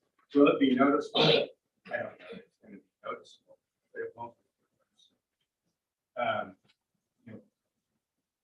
Will the service? Right, these are a little bit different. Will it emit, hazardous emissions? Or will it be really unsightly? There's no waste streams. I think you can ask the Tesla people about the questions about energy products. I think that's a very valid question. They can answer that. My experience has been what I know of them is their products are solar panels, and I don't know to the extent your power walls and solar panels are the products. What they'll be in the future, I don't know, but Tesla can answer. And will there be job opportunities? And I hear that they're going to be adding 25 or more new jobs at this facility. There'll be a significant, I know there's a significant in preliminary plans. I've seen significant training area within that facility and a serious training program within their organization.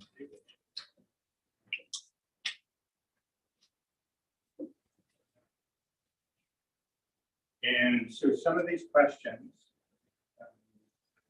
actually a lot of these questions that came up from Mayor and Council before the presentation.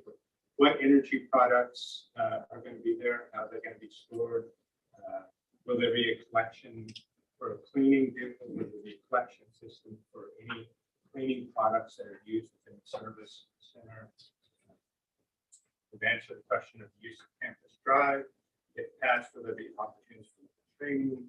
And what further outreach will Tesla make? I would like to leave that to one of, or actually address, we'd like to do these one at a time. So, who will speak to energy products? Typically,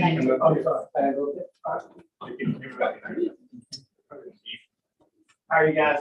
Laurel Starling, I'm the director of Florida, Mexico, and Puerto Rico, Tesla. Energy products are typically stored off-site, and the only time that we'll have additional energy products on site is for custom pickup. Type of energy products that we carry are pretty basic. It's gonna be roof shingle, solar roof shingle, which wouldn't be held at the site. The only thing that'll be at this site will be things like power walls, which are storage containers where the power that your roof generates can be stored. You'll usually see them, they look like large white boxes that are stored that are on the side of people's houses or inside garages. But that's typically the only thing that we would store on site at a local service center. Other than that, things like roof shingles or roof panels, we do not store on site. They have their own warehouse here in Orlando, off of Jetport is where that warehouse is located, and that's where all of those energy products are typically at. And those have their own direction team that install those.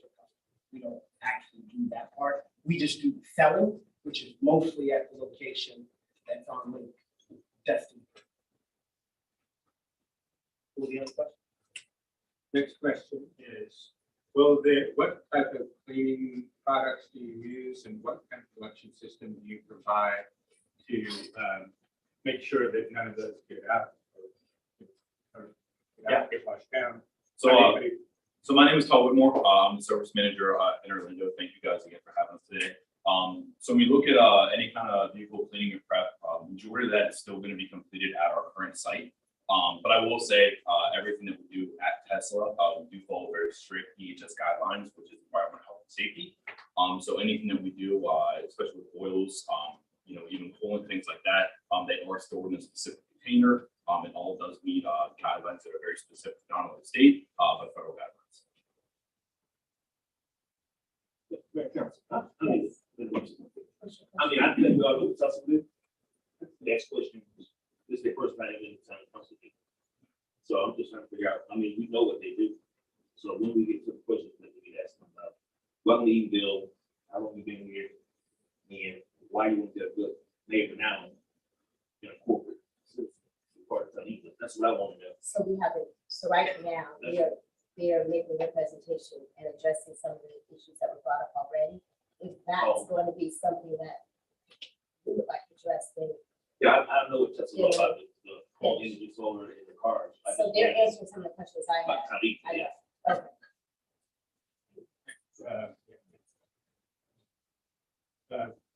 If this passes, what kind of opportunities will there be for local training and local hiring, local training?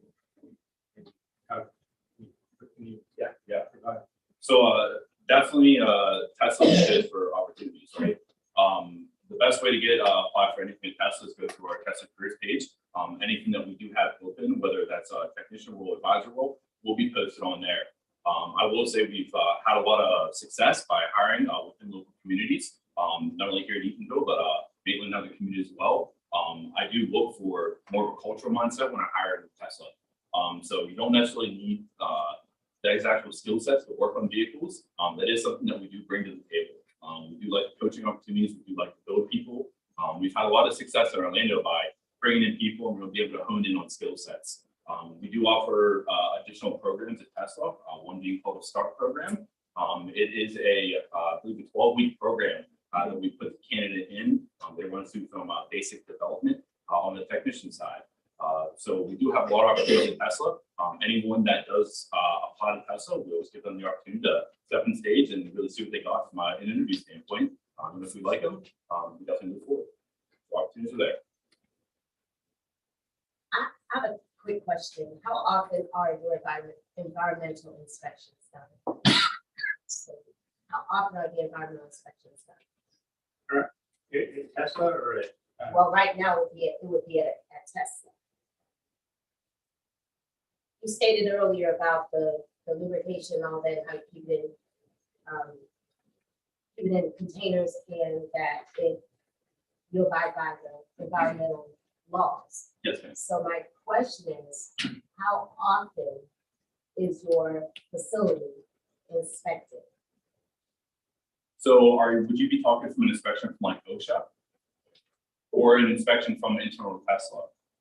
I guess let me talk on the internal side. So we do have an EHS specialist in-house. He does monitor and control everything daily. We do daily walk arounds to make sure that not only 12-volt batteries are in place, but also chemicals containers are labeled correctly, both inside and outside the building. We do have an EHS specialist within the Florida region as well. She does come around about once a month. We do walk around with her and we just make sure that we're abiding by all laws, restrictions, and ultimately that we're in process.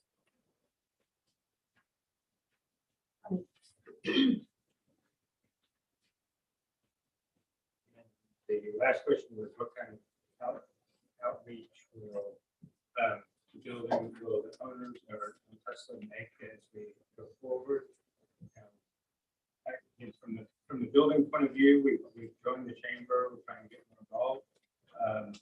And we look forward to getting more a part of it. The floor is now.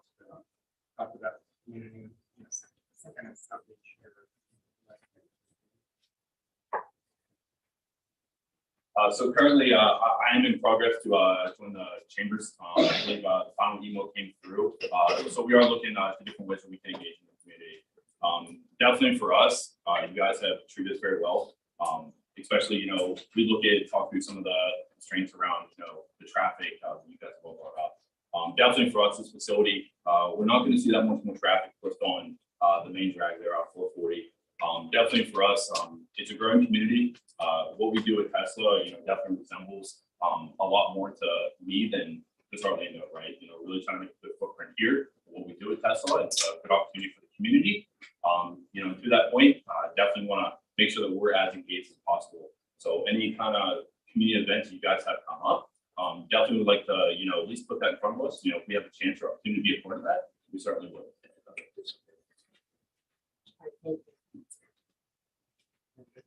At this point, any questions? Or comments? We gotta open it up to the public. We gotta open it up to the public. And if there are any more questions from the council, we'll ask. So the floor is now open to the public. If you want to make any comments on.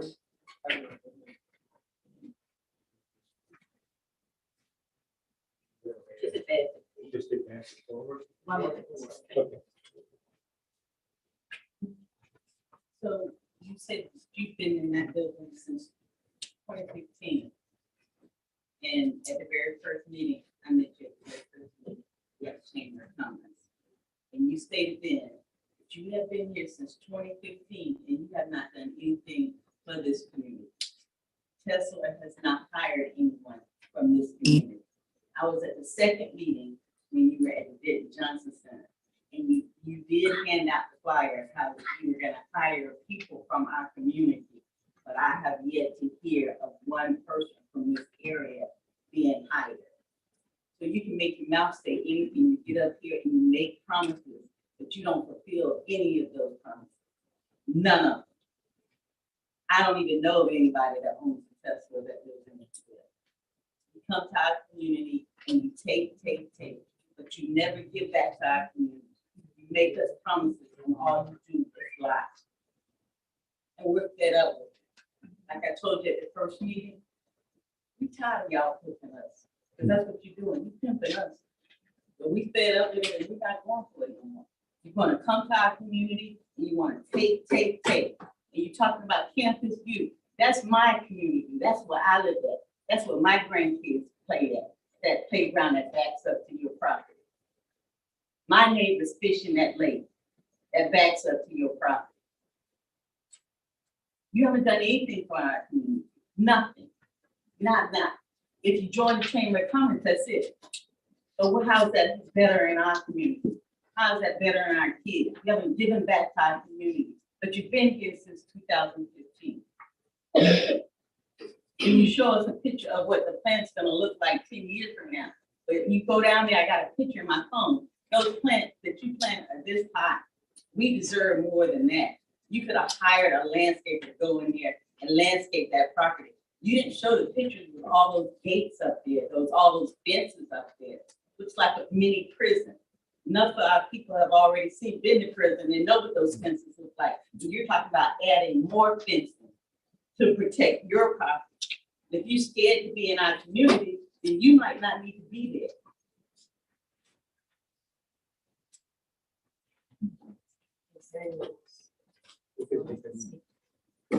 Let me see where you want public.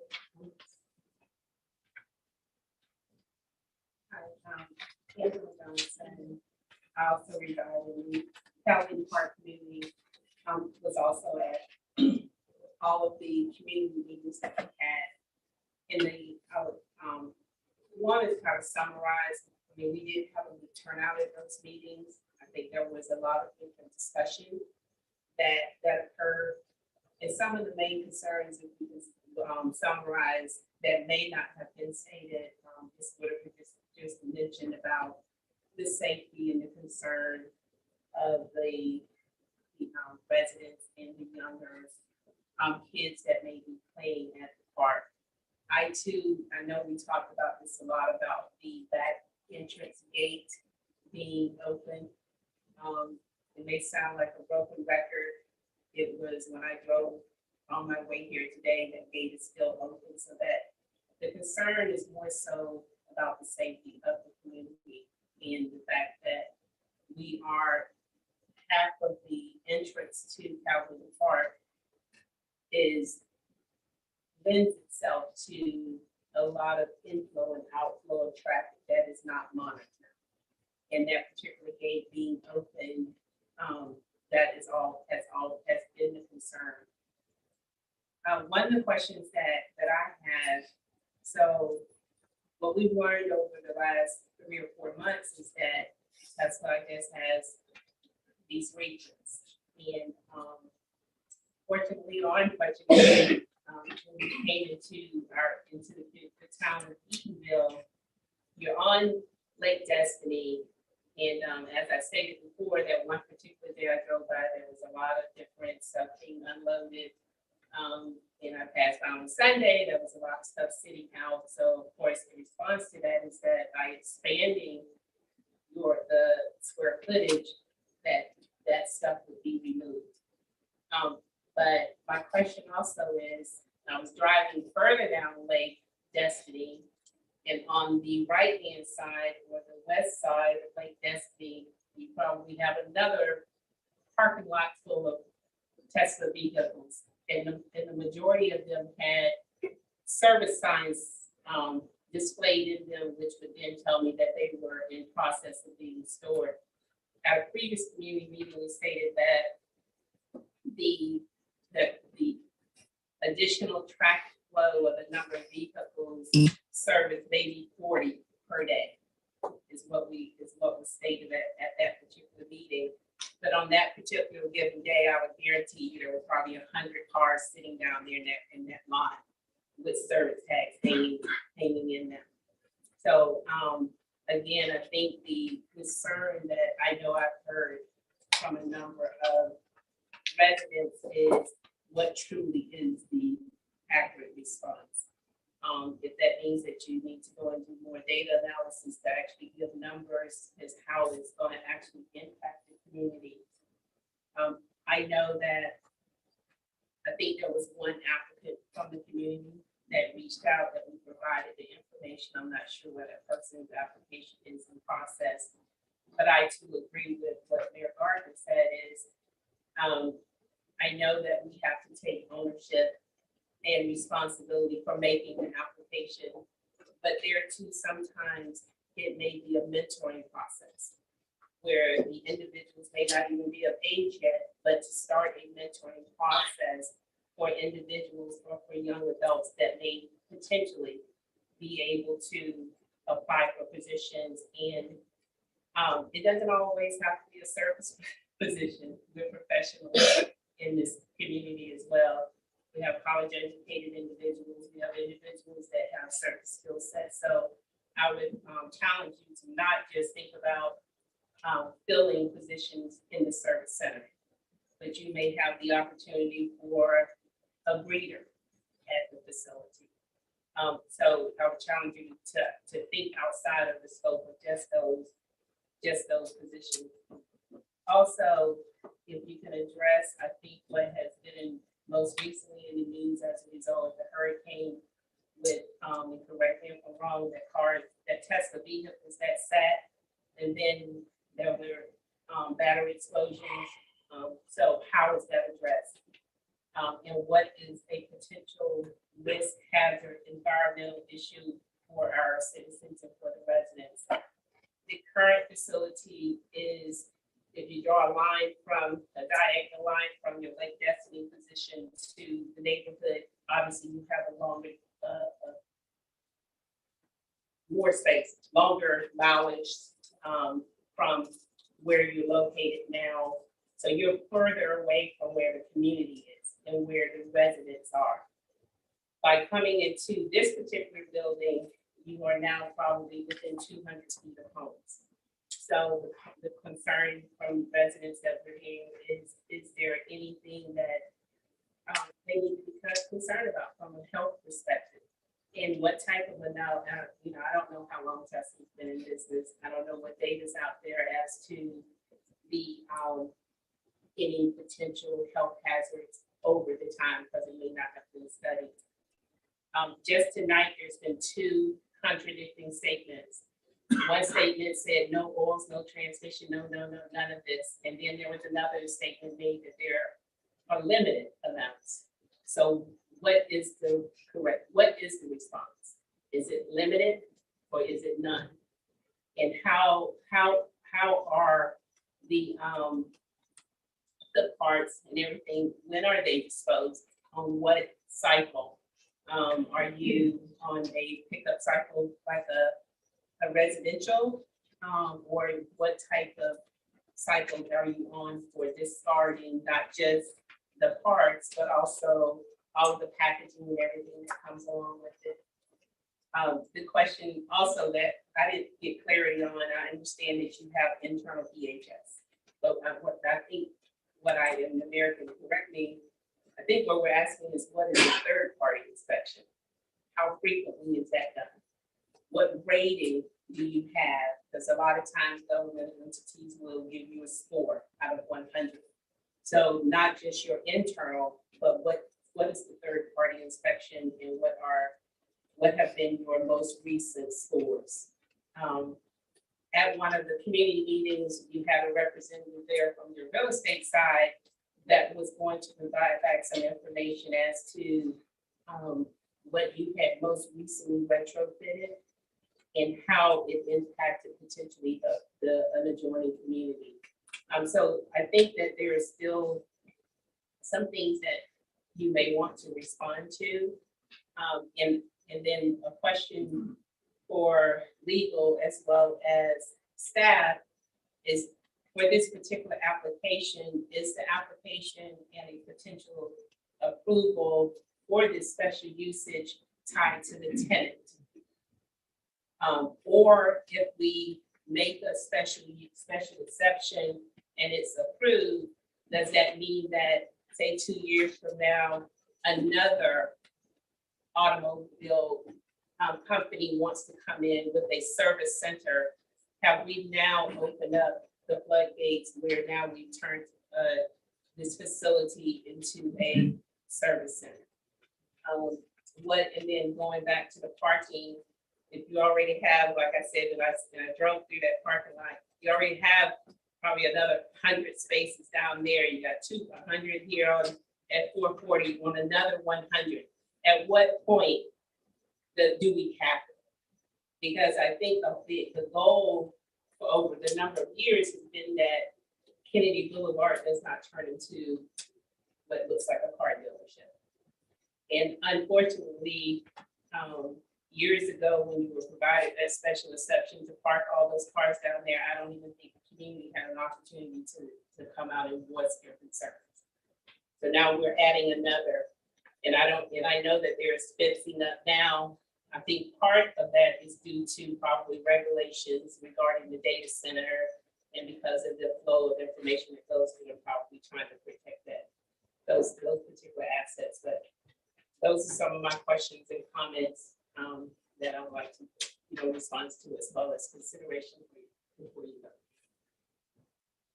Is there anyone else that would like to speak? If the council's okay, Mr. Spears wanted to respond, are you okay with that? Is that okay? Mr. Spears.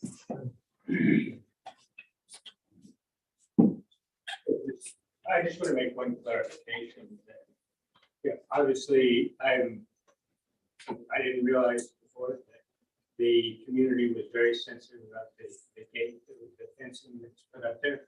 That fencing is put up there strictly because it is a standard within the data center industry that you provide.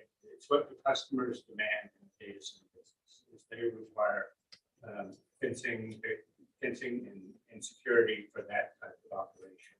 And otherwise, I wouldn't have spent that much money putting the fence around it. If it wasn't needed for that purpose, that's the primary purpose of the building. But you said that fence was for emergency vehicles only, the one that leaves out the campus view. He said that at. Oh, I'm straight. We're not going to see it. Did anyone else want to respond?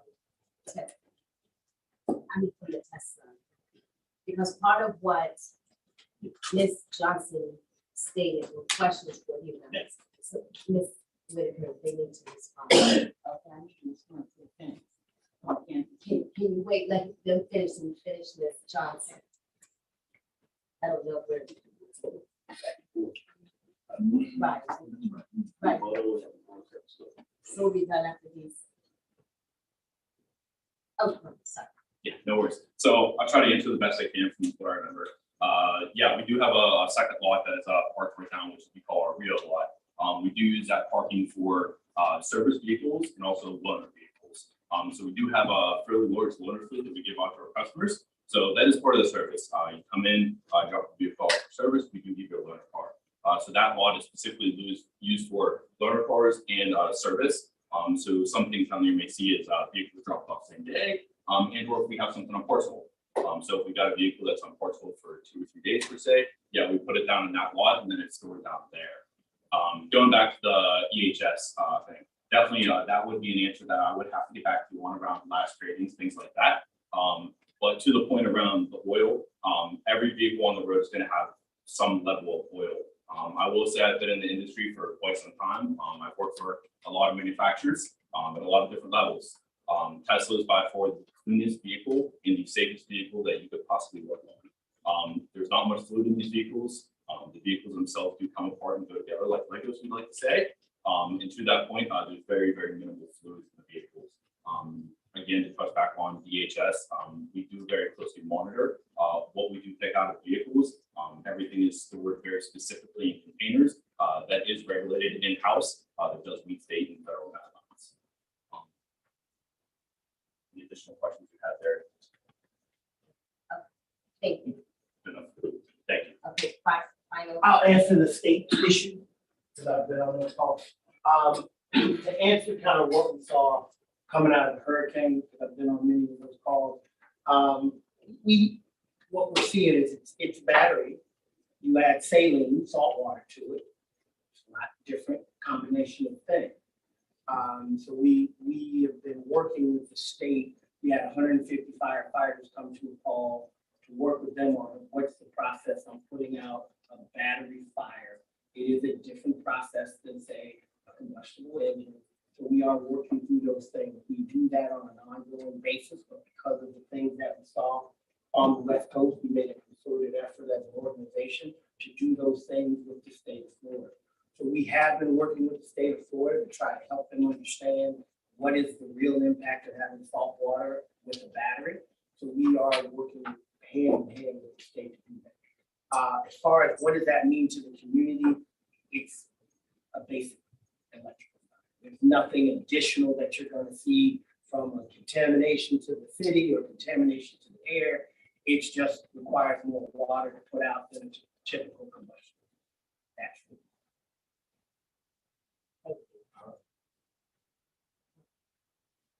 Council. Oh, I'm sorry. Just with your response, it is in here, so I knew, so if you don't mind, we're gonna go on to the council unless someone else has something else. Well, I can address the issue about the campus view. I would like to address that issue.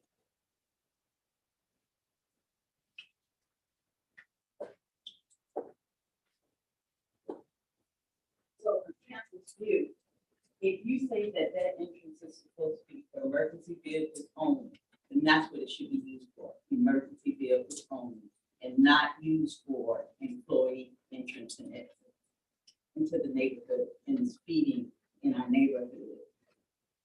Right in front of that building is a bus stop for Lockhart Middle School. It's right there in front of that building.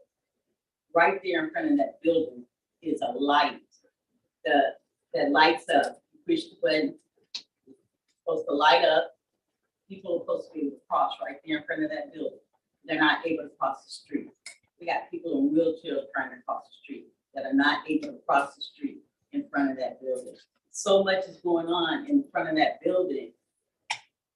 And that fence, in the entranceway to campus view, that needs to be addressed. And I addressed that with you at the last two meetings, and they were never resolved. So that's why I'm here.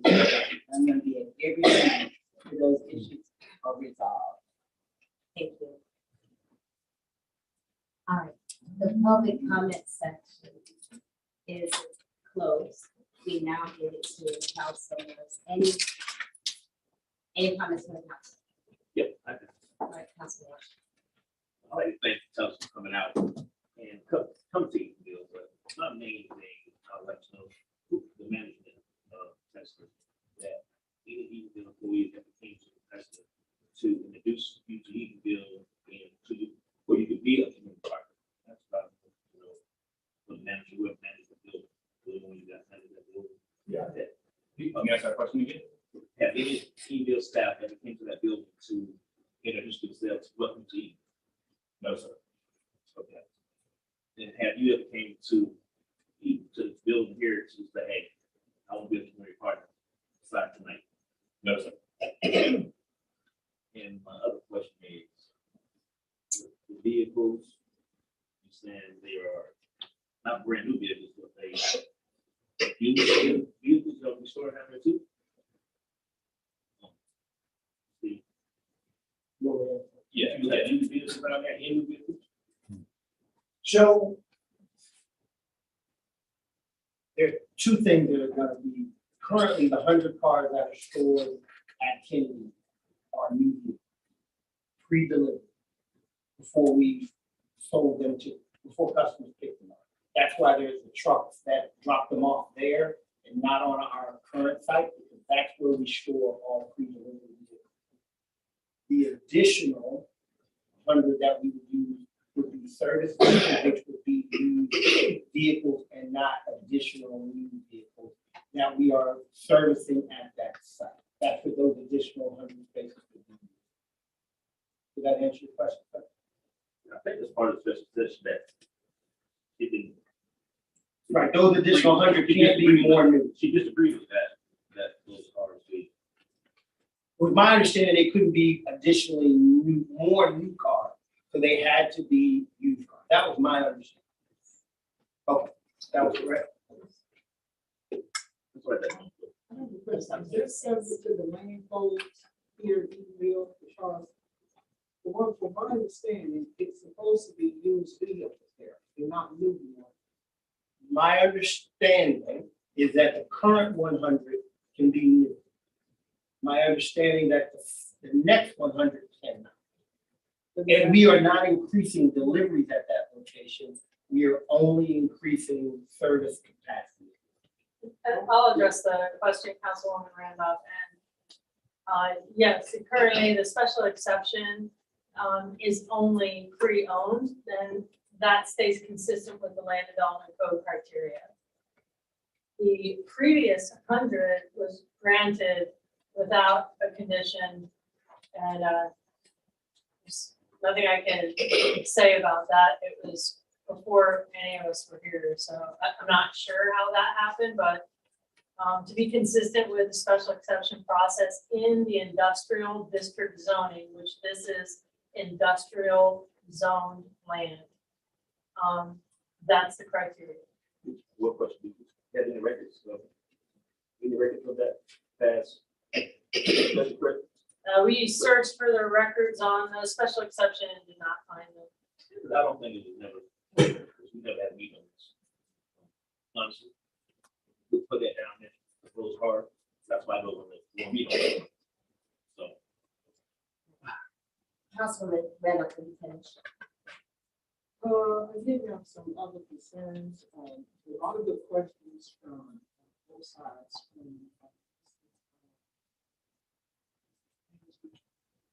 Very good questions. And also Spears.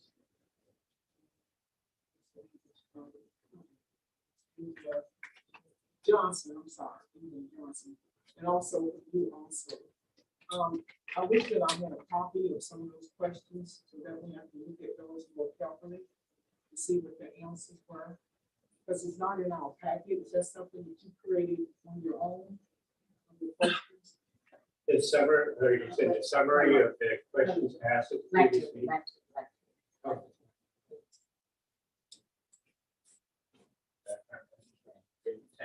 Summary. Yeah, your questions that you presented here tonight. The questions and answers that you presented. Yeah, those were summarized in the previous meeting.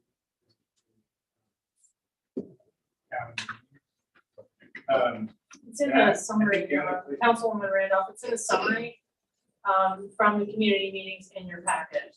Yeah, there was a summary sort of provided after those meetings. That has all this. But I have another concern. I have other concerns. I just want to present these accordingly. According to the community, a lot of my constituents, they're saying that the fence that is placed there did not go through the permitting procedure. Can you tell me a little bit more about that, please? The fence that was done went through the permit procedure. It was presented and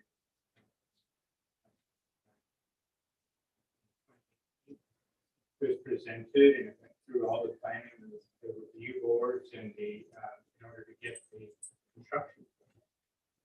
There's different ones, they said that you couldn't remember going through the planning. I just want to make sure it went through the permitting. It went through the required permitting. I have to go back and look and see what the exact permitting requirements were at the time. Because I rely upon the contractors who know how to do that. And they went through and they had all the meetings with the engineers. In fact, the original fence we planned was 8 feet high all the way across, and one of the things that came back from the city was that we needed to lower it where it faced Kennedy Boulevard, going 6 feet. So yeah, we went through that whole. That was Also, you want to, I like to find the paperwork, for the plan, find the paperwork for the past. I really think they went through proper procedures. Honestly, I don't. And that's probably that. the only reason I'm asking Councilman Washington is because he's been on the council for a long time. I would have assumed that he would recall that coming up in the meeting. So we're just trying to make sure that everybody is following the rules and they're paying their just share. And yeah. It looks like it was supposed to be like this here, or like they just happened to be going out. It looks like that. I was thinking citizens knew about that. It's only big sort of that they need to send out letters for that fence. That was it said was a lot of people.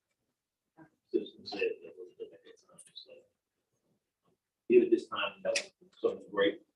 But after the past, we can have. That's something that we've been going through lately.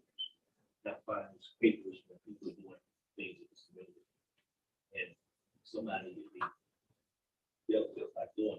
now it's in our hands to find these paperwork.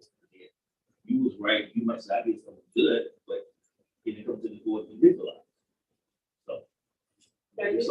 So just to be clear, the building permit would have been issued and not part of a review process for the council. So that would have never come before you.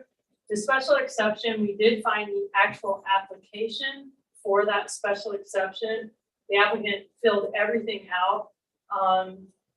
What we weren't able to find were minutes. I will tell you that it's not just this meeting, that meeting that we weren't able to find. So the records of meeting minutes has been a challenge in general. But when I reviewed it and gave it to the attorneys to review, even the application, the determination, can be proved either way, but there was a unified application filled out years ago for that special exception. And all the paperwork was there except for meeting minutes. So when special session like this tonight, to the board, doesn't it? Yes, sir. That's what I'm talking about. Any more comments?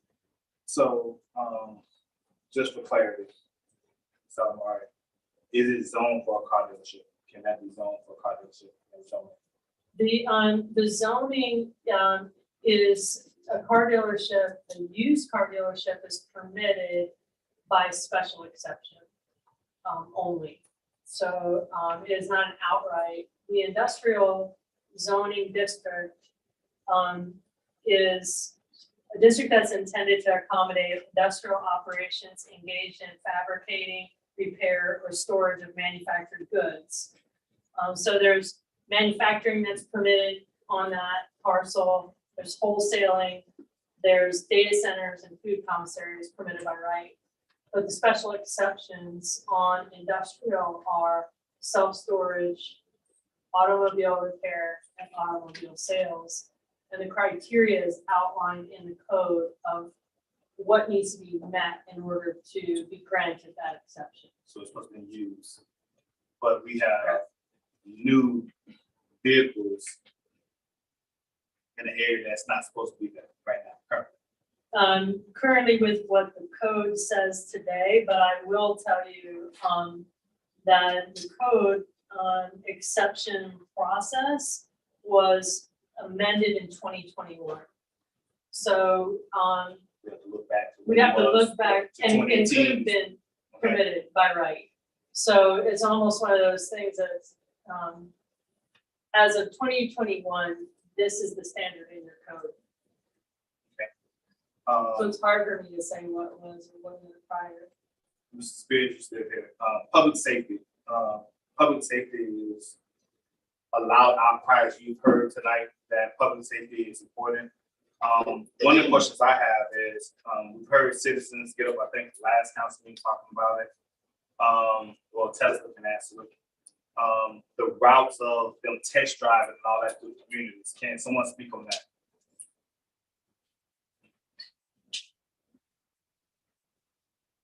Yeah, so currently, the volume that we're doing in Orlando, we don't be a slight increase if we go ahead and move forward this building. So really the test drive route really wouldn't be that much different than what we're currently doing. Really, we just, worst case, we just shoot down right across from 440, then we hang right at that light. And if they extend the test drive, we go right to the side 4, then we just come right back in the community to the backside. So from a test drive perspective, overall capacity perspective based on traffic, it would be a very, very slight increase. So you all are not going to residential neighborhoods? No, sir. No, sir. Okay. I've heard minimal traffic flow increase. But if you're doing test driving, about how many test drives are you doing a day? Currently, we're probably averaging about 40 test drives per day. Not all of those do go out on the main road, of course. We are able to do most of our test drives right off of Lake Dustin. Okay, I heard you all say that right now, currently, you can pull 2 trucks into the area right now to offload. Correct? Yes, sir. I've witnessed that the offloading has been done in the middle of the median, in the middle of Kennedy Boulevard. Can we address that issue? So I think based off of kind of what Clay went off of earlier, with the changes on the gate, this would allow more capacity within that lot. So we would be able to get those trucks off the road. Definitely understand that was constrained. What we don't have control of is when the trucks actually come to us. With the additional space that would be allocated during this process, we would be allowed have more space on site within the lot to move those trucks out of really the danger of that road and get them on site within the gate so we could offload and get the trucks moving again. Okay. My other thing is, so you all have talked about hiring. You had community meetings, correct? With you and Mrs. Spears, Tesla and Spears, you all have had community meetings. Yes. The opposition or the concern from residents coming up about residential hiring, what have you all done to get that into the hands of the residents? Currently, I will say currently from that standpoint, probably minimal on our side, to be completely transparent. I'm not going to sit up here and definitely make a lie around it. A lot of what we do at Tesla is very specialized. The cars can be from a working on standpoint. We do look for and we do offer a lot of training. But for us, from a technician standpoint, we're not supposed to pull anybody off the road. Last thing we want to do is cause harm. And I think to answer your questions around some of the younger generations, absolutely that is something we want to get into. Tesla in itself, we do require, to my knowledge, everyone to be above 21 years old to work for us. That is a company policy right there. But from the standpoint of hiring within, absolutely. That is something that we encourage, we want to be a part of. Definitely, kind of mentioned it before, it does have to run through our process through Tesla careers. But if we have any potential or possibility to engage in the community, to bring those people for an induction, we would love to be a part of that. So what type of jobs are we talking about? Give me some examples of the jobs that you talk about. So job categories that you're talking about. Yeah, absolutely. So from a sales and delivery standpoint, we have everything from the sales you see on the floor. So you walk in your conventional dealership, the sales advisors. From a service standpoint, we're obviously going to have our service advisors, which is going to be the people that greet you when you drop your car off. Vehicle movement specialist. So again, just thinking conventional dealership mindset, the people that move the cars around the lot, more lot management, lot logistics, obviously different levels of service technicians, leadership, like us standing in front of you today, parts is definitely another key area for us, prep, which we call VRS. Then really outside of that, we do have other levels of technicians inside too that do more or less computer-based work. We do have virtual specialists also in-house too on both the service and sales side. So quite a bit of roles. My last statement, hearing from the communities, 2 community meetings that took place, did anyone from management or anybody from risk assessment, anybody take the time to go and talk to the residents that was impacted by that in the community of Calhoun Park? Calhoun Park. That's the subdivision right behind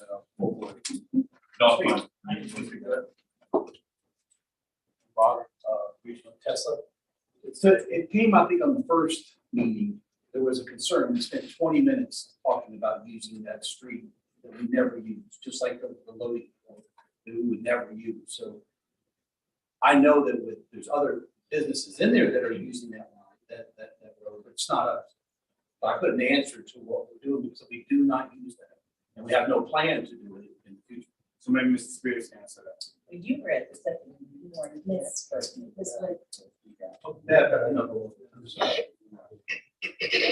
I'm sorry, can you? Has anyone tried to address the concerns of the residents of Calhoun Park in reference to the safety concerns coming out of that side gate of Calhoun Park?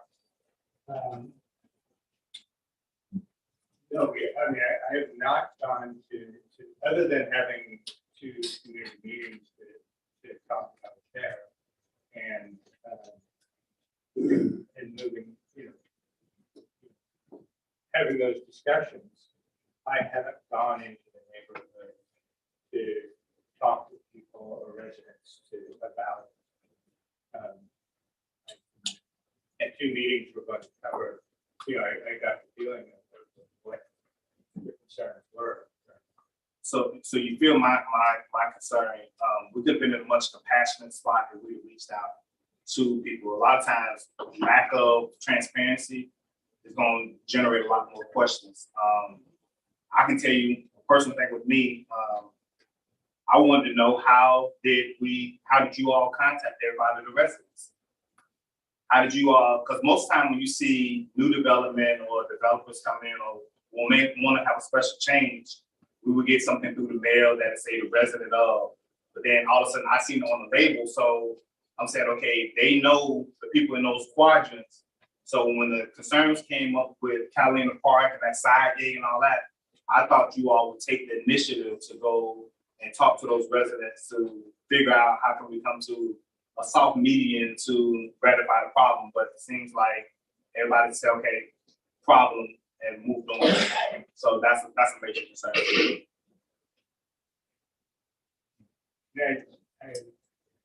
I mean, there's definitely a lot of comments that I received about traffic on Kennedy Boulevard. I understand the safety.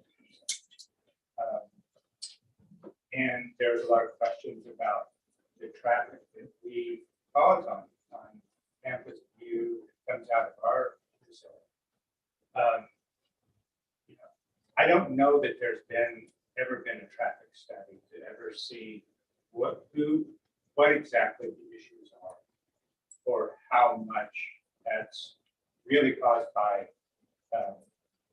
people working at the building, or is it just traffic? I do know that traffic along Kennedy is busy all day, every day, and it way overwhelms what anything we do. Right. And it's amazing you said that. That's one thing I've written out. I just didn't say was a traffic study done, because we saying that it won't have that much implication on traffic. Was a traffic study done? And I guess my question has been answered by the asking. Right, there's been no official traffic study done. The only traffic study I've done is to stand after the last meeting to just watch and count cars and try to find our busiest time and really see, what are the, how much of this is really coming. I stood outside the back gate, or not outside, inside the fence, near the back gate, to see how much campus traffic was impacted by our building. This is one day, this is a single day. We need a real traffic study to see what's accurate. But from 4:30 p.m. to 5:30 p.m., which is our busiest time where people are coming in and going out on shifts. And during that time, for an hour, I watched for an hour, there's 75 vehicles that went back and forth. And of that, there were two that one came in and one came out of the 440 West Kennedy facility. And that's my only data. Yes, sir. I have a question. Most times use that, correct? Most times employees use that back gate, don't they? It's primarily those times that it uses that entrance and uses to get into their facility. So they use both gates. But I don't just look at it. I see them, most of the employees use that gate. It's not, I know. they're the only ones with a business entrance. Yeah, probably 95% people go that gate. Most of them. I would say. And they own, I know they own Tesla too. I mean, public staff own Tesla. So I even think that's Tesla people going back there too. But I know most of my staff own Tesla. So I understand why they get maybe open and close, but with those, yeah, most time in there. Who's up front? Atlantic.net is up front. Do they use that gate? Very rarely. Yeah. Mostly they come in. They have the code too. Yes, it's open for them to use. No, they pull the code. They don't open this, they don't sell, you have to go punch in the code. A card or whatever. So I don't think that. I would say also we've had just in recent, there's been some issues with that gate getting stuck open. We're trying to resolve that. It's probably today. Yeah, it's not supposed to be open, but sometimes in the last time I was here, there was an issue one day with that happening. Trying to resolve it. But it shouldn't be open. It shouldn't be staying open. I have 3 questions. And I'm gonna do it. My first question, read my last. My first question is, why did Tesla select Eatonville? What was the selling point of Eatonville? Why you came here? And the question is, why did Tesla come to Yeah, Eatonville? what was the reason? I don't think any of us were, I don't think any of us were here during the selection process. I've only been with the company almost 3 years. I know this is like the third location in all of Florida. So this was a very early selection for Tesla. Dania Beach was the first selection. And so Eatonville was very quickly after that. And then we had a Tampa location. So it was really about the car business in Orlando was one of the largest in the country. That was probably driving the decision. And then Eatonville, I think at the time, there were all the dealerships over here, and then it is a centralized location in the city. So that was probably what was driving the decision. But I wasn't here during the actual selection. Just being in the car business in Florida for over 25 years, Orlando was always a huge market for cars. They moved from Longwood to the spot here. It was a Longwood first. I have no idea. Yeah, it was a Longwood, that location moved to here. That's why they moved, that's why they just moved from Longwood to the spot here because the I-4. Right, other question is the maintenance facilities. What facilities right now is being used for maintenance? Whatever you're trying to do here in Eatonville, what are you doing in another location? So currently we have 22 total locations, and of those locations, 13 of them are service centers that are very much like the one we have currently on Lake Destiny, of varying sizes. But we have 13 locations plus Puerto Rico, 14 that do service. Like we do. How many in Central Florida? This is the only location in the city in Orlando proper. The next closest location will be Jacksonville and Tampa. Wait, what's the other one saying? Wait. That is not that is not sales location, or that is a collision only location. They don't service property. They only do collision, body and collision paint. That's what that They is. don't sell, They don't do any sales or delivery there. It's just strictly collision. Collision is grown with, but that is only. Okay, my last question. What is the projected forecast for your clientele for these cars coming and customers coming to Eatonville Could you, in the future? when you say forecast, are you asking me for sales, service? Sales I can't. and sales and service. I can't answer that question. If you all don't have studies. I do, but I can't, just because we're a publicly traded company, I can't answer that question. No, this is my question here. Okay. Every business such as yours have percentages. I'm with you. That they look at to project how many sales we're gonna get or how many customers we're gonna end up anticipating for service. And you should be able to know that. I do know, I just can't answer in a public forum because we are a publicly traded company.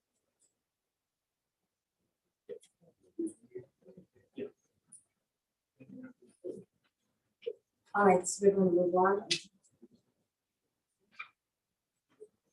All right, so now on the floor, approval of the first reading recommendation regarding the request for special exception at 440 West Community Boulevard.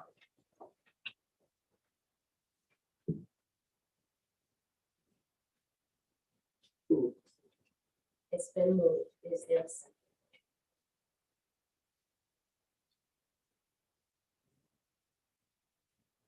That's max.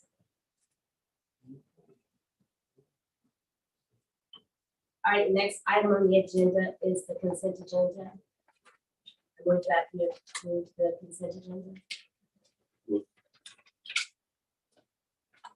It's been moved. Is there a second? Second.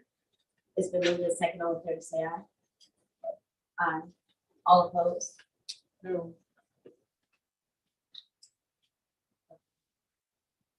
Consent agenda is approved 4-2. Law and Vice Mayor. Silent, that's a yes, it's not, it's a yes. Like 4-1. 4-1. The next item on the agenda, Approval of resolution 2022-54, hiring of Randy Simmons, Chief Administrative Officer. You want me to, do you read the simple handbook? Yes.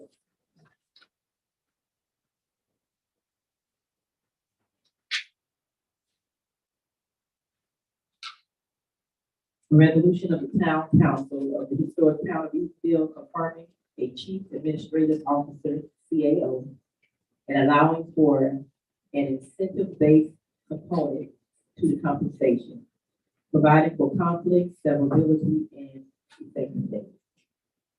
All right, prior to commence voting before, I have asked Ms. King to just show a quick PowerPoint as to some final thoughts as to why this decision would be great for the town.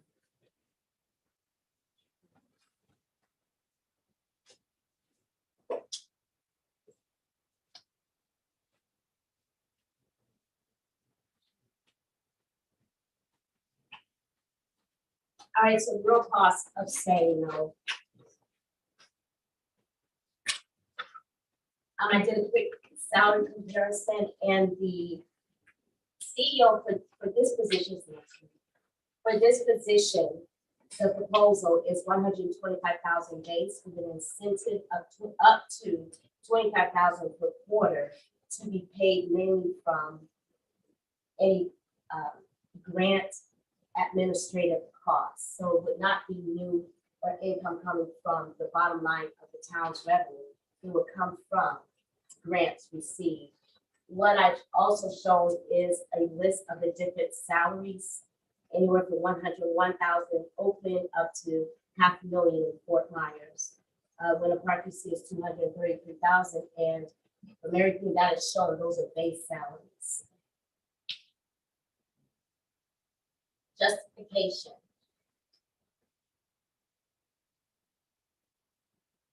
For almost a decade, we're under state oversight. We currently have the opportunity to be removed. And if we are removed, then what? Do we get right back on town oversight because we go back to the same processes and procedures and decisions? Deposition in the 2020 audit, it can be 2021, I'm sorry. The audit reflected a 1.74 million deficit in our enterprise fund. The actual financial health of our town is a priority. And how do we know which way we're headed? Financial expertise will ensure our position. The sewer and infrastructure, there was an opportunity for the town to get a $50 million grant, but because of our fee structure and how many fees we collected with our enterprise, we didn't collect enough. We could not get the $50 million grant. That money would have been for our pipes that are breaking every day. $50 million to $25,000 a quarter. It's just not balanced. We're currently involved in a $5.9 million grant that requires immediate attention by an administrator. The administrative fee associated with this grant will pay the incentive portion of the requested salary for the next 3 years. Just that grant alone. On the CRA side, there's a CRA renegotiation period that needs to start happening. The CRA sunset, I think, is about 6 years. The current interlocal agreement that we have with the county under our CRA can be improved with the right person negotiating. And if you have the right person in place, you have the right negotiation, you have the right interlocal agreement, you can service the citizens even more. Development agreements, I just have to be quiet. The town of Eatonville has lost millions in revenue due to poor negotiations or no negotiations during real estate development agreement transactions. It was stated earlier, impact fees. Even without impact fees, negotiation, strong negotiation could have been done given the right person. And then we get our impact fees, and that structure would be already set in place and you don't have to negotiate so hard. We're way behind. You know, we're 1887, we can't continue to govern, and we can't continue to negotiate, and so we're still in 1887. Better structure means better service and accountability to the citizens. Efficiency creates quicker turnaround time and saves money. Every penny saved is a penny toward having that right person in the right position, doing the right things at the right time. This is a smart hire, and will start to change the mood and perception of our beautiful town. And there's one other thing that I do want to add. We had a March 1st agreement, and that development agreement, in it stated the town would get $125,000. And I did express my concern that that's all that the town would get. It gets worse. That $125,000 is in lieu of the fees that we would receive when they build. So in other words, for Altamont, for the water that they'll get from Altamont, they would have to pay $185,200. That's for the water from Altamont. So they'll have to pay that. But our fee is similar to that. They don't have to pay it. That $125,000 will now be a negative to the town. And but had we had the right person, that would never happen. I'm sick to my stomach. But it's an agreement that was approved.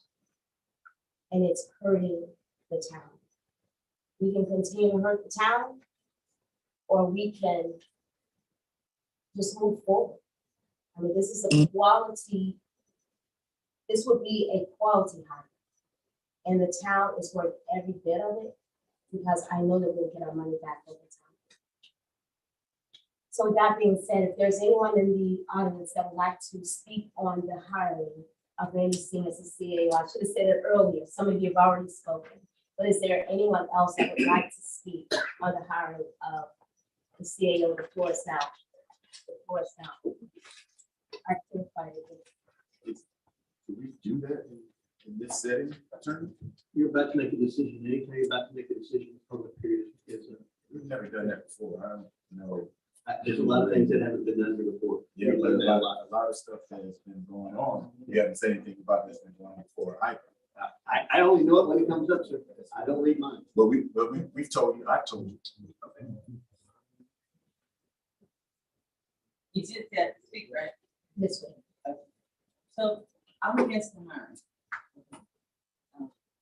Because, for that amount, like I stated last meeting, for that amount of money,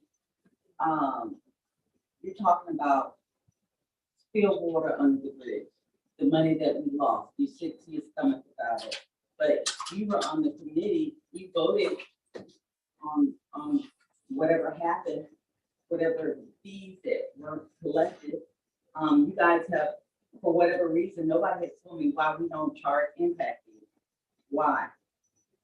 At the meeting that we did the other week, you gave an example and you said you didn't know why Eatonville is the only town or that doesn't charge impact fee.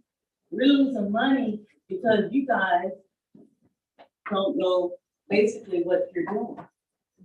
But if you don't know, you ask somebody. You don't have to pay them $250,000. That's not the key, the answer. That's not the answer to the problem. That's not the answer to the problem. Paying somebody $250,000 to do your job. You guys' job. That's what the citizens voted for you guys. They didn't vote for him. And the citizens, we found out about this. You want to hire this guy at the last meeting, but the average Joe Blow citizen, they don't know anything about this guy. And we wouldn't have known if we hadn't come to this meeting. So like the councilman said earlier, you got to get out to the public. You got to go door to door. You got to let the people know what's going on. Nobody knows what's going on, and they don't want to come to these town meetings because there's so much corruption and so much backstabbing and just so divided. Nobody wants to come to these meetings because they're so messy. So how do you expect for the town to want to pay someone $250 million to do a job that we elected you guys to do? I'm just lost. Anyone else want to speak? Wait, Is there, I think you'll do their job. is there anyone else who would like to speak? I think you'll do their job,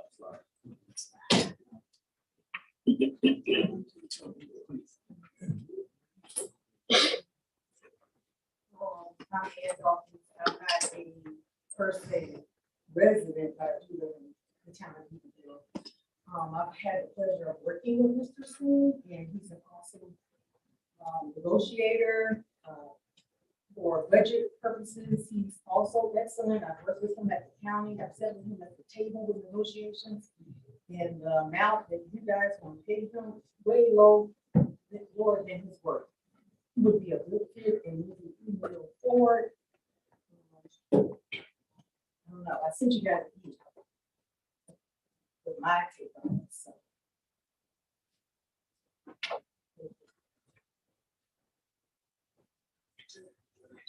It's really great. I appreciate your comments. I truly do on this one. And we did elect these guys to make the necessary decisions to better the town, this being one of them. What he would do as a CAO, as a manager of the town, is actually not their job. He would basically oversee the management of the town. And these guys set forth policies that he would negotiate to, be able to enact and adhere to on behalf of us as the town. And I just got to say on this one, and that's all I'm going to say. If you guys don't take advantage of this, you would have failed the town. 100%. And again, everyone is so focused on this 225, but understand that it is actually 125, which is budgeted already for that role. And what she's asking for tonight is that additional consideration of 25 per quarter based on incentives that we, the town, are going to benefit from. And that means if he's not hitting it, then he's not getting it.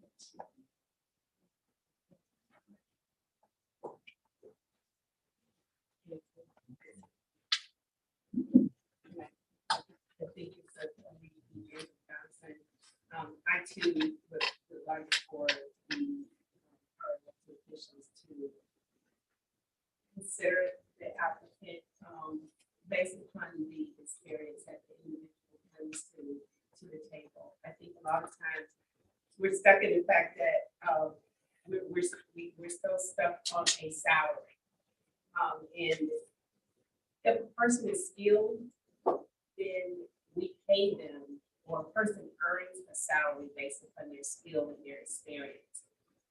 We oftentimes hear that the town does not have a certain class or a certain type of employee. You're not going to attract top tier employees in the historic town of Eatonville if you're not going to compensate them for the experience that they bring to the town of Eatonville. We struggle with that in every department. We are not attracting top quality to the historic town of Eatonville because people need to earn a living.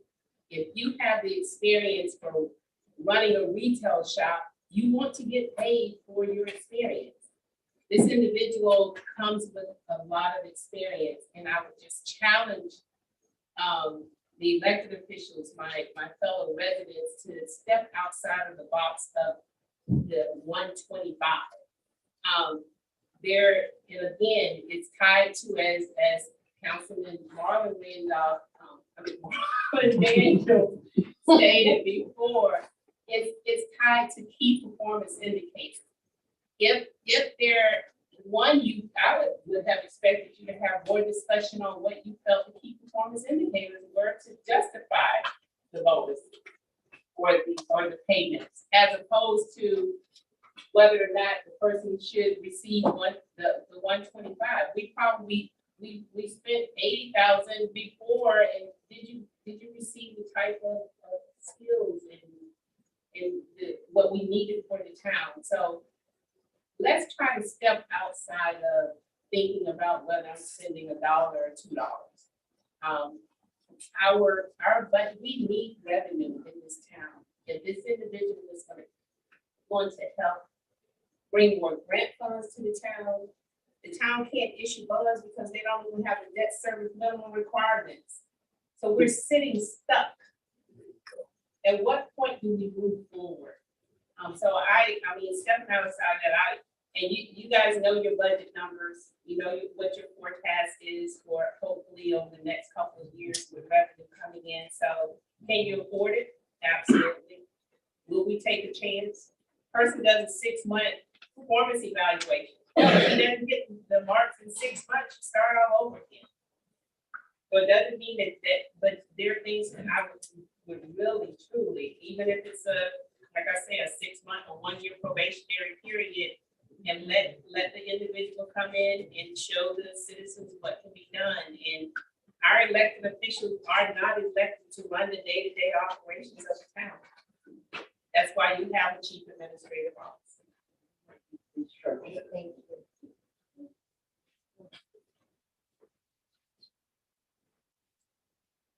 Good evening. I guess my only concern would be the passion for filling this position now. I definitely see the need for it. If you guys have somebody that's qualified, I definitely encourage you to move forward.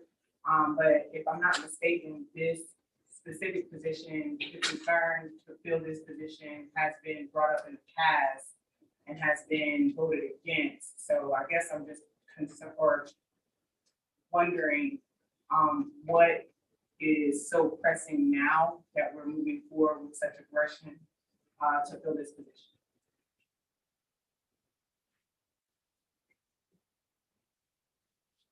Is there anyone else? All right, so I'm gonna answer that last question. I have been, when I first took office March 15th, I had actually been trying to pull someone else that was highly qualified, and that person eventually said no. And then the council fired the town clerk. When they fired the town clerk, there was no one else for administrative duties. So then, as you know, Mrs. King was hired in the town clerk position. So I hired the town clerk that had 30 years experience in the town and did a great job according to what her ability is. And that is how we are where we are. This opportunity, so it's not like I stopped looking at that point. The other options just weren't.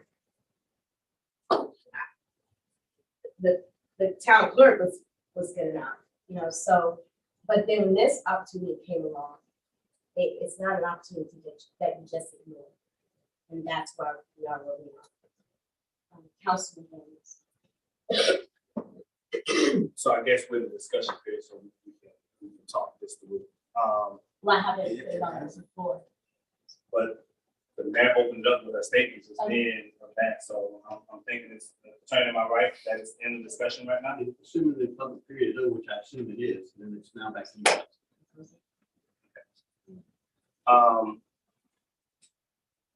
I do believe that a CEO needs to be paid a reasonable salary. So let me debunk some things that's been said. There is not $125,000 in the budget for a CAO. There's no money in the budget for a CAO through the budget process. So that's a lie, okay? We talked about using grants and all that. Do we know that the $5.9 million is a reimbursable grant? So you have to use your own money first towards that. Mayor, I must address the issue that you said there wasn't qualified other candidates out there. And I've been saying that we have HR issues that need to be corrected. You received an email on June 8th from a qualified candidate. I will not call that candidate's name. I will give some background information. They have a BS degree in business administration. They have a major in finance, economics, and accounting from Youngstown State University. They have a master's in public administration. They've also worked for Orange County government and other state governments, SBA, and all those different things. That person sent you an email on June 8th, and you sent an email back stating that you had already filled the position. So let's talk about transparency. Let's really talk about transparency and how we want to do business. I have a serious problem with that. And I've been saying it forever and a day. I've been sitting here on it. I said it to you once before in a public setting that we have to be fair and we got to do this process the whole time. I'm gonna go ahead and address another issue. I did have the pleasure of talking to Mr. Singh today.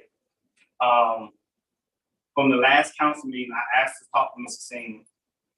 I was told by your staff that I can only talk to him on November 1st. So you allow me to talk to Mr. Singh on November 1st and you want me to make a decision on November 1st? That's totally unacceptable.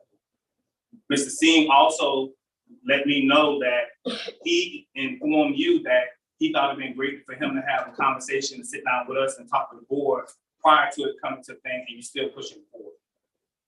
So there's no transparency here. There's no things, and for everybody to say, I'll ask a simple question. Anybody know budgetary?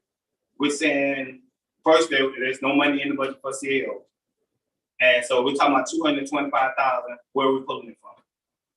We had a hard time approving a budget this last budget cycle. We couldn't have even actual factual numbers. And to be transparent, I can make a decision right now because I've been waiting for the last 3 months of financials from the historic town of Eatonville and have not received it. I've been sitting in this chair since December of last year and have not received financial statements as I'm supposed to receive every month. But you want me to make an educated decision on something, on a hypothesis of what we think is there or what in there, it's not feasible at this time.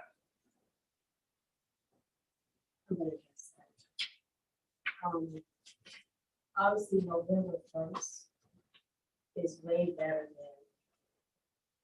than next week after. The selection is the selection of the mayor. June 8th, we did have someone in the position.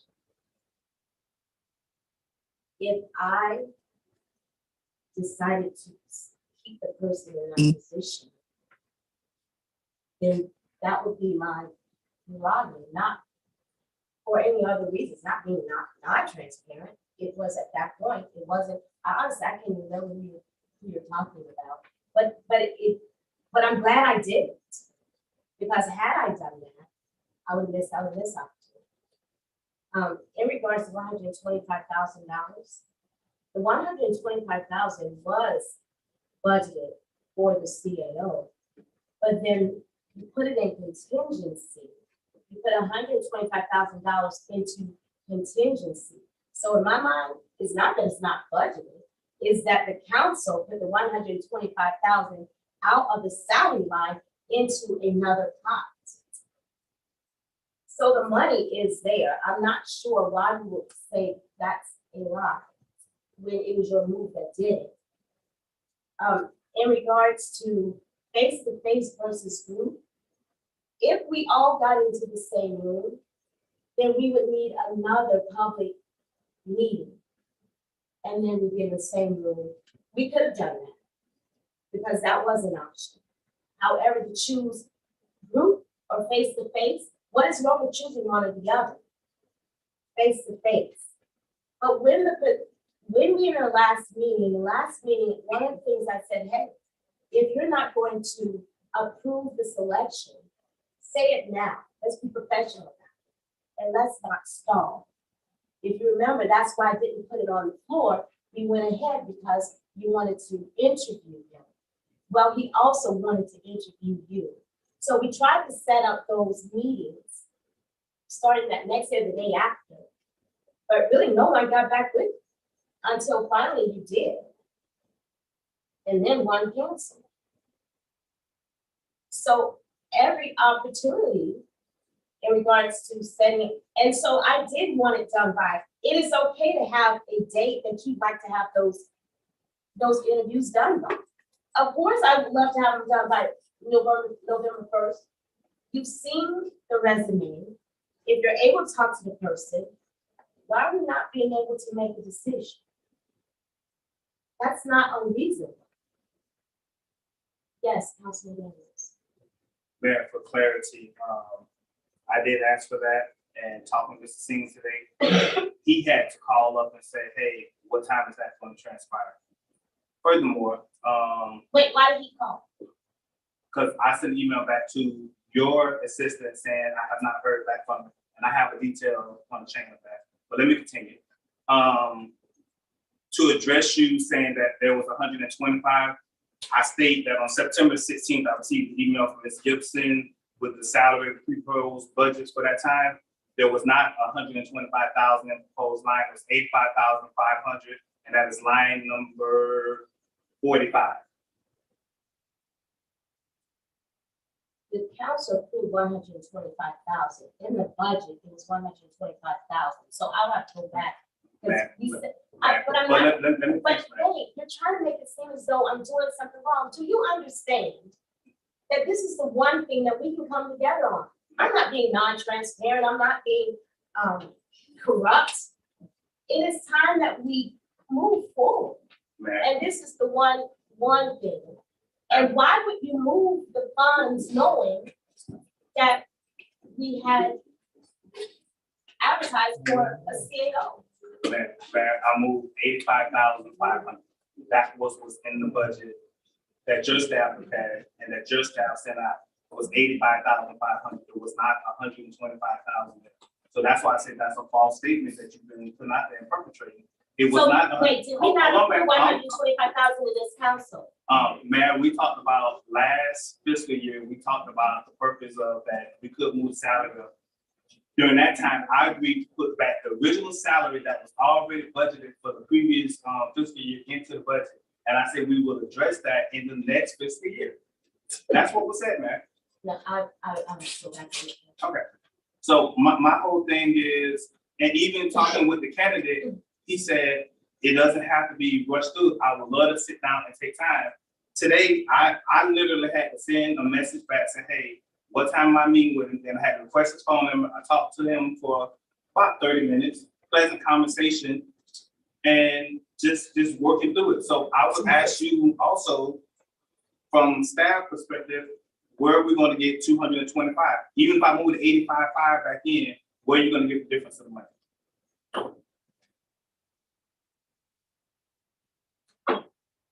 We put 125 in there. I know we do. However, To make the job interesting. That's what I love technology because the computer has it that was gets us into time and everything. in regards to where the money comes from, I've seen that before, 5.9 million, 15% of that, I think is the administrative fee costs.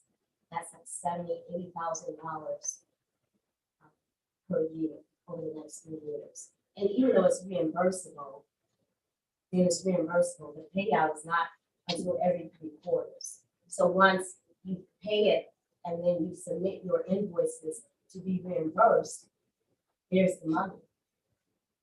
I mean, reimbursable is reimbursable, you get the money back, regardless of you having to pay it. How long is it going to take for the reimbursement to come back in? Whether it take 2 months, whether it take 6 months, that's something that would have to be discussed. But then I mean, we have to understand our cash flows. I'm lost. You're trying to make this part right here more difficult. I'm let talking me budgets and I'm talking business. No, right now. if money is earmarked for a specific reason, then, and if there is the plan of payout on the grant, then we would know about when to receive reimbursements. Pardon me, Mayor. We have a council who needs to be excused, so we need to recess.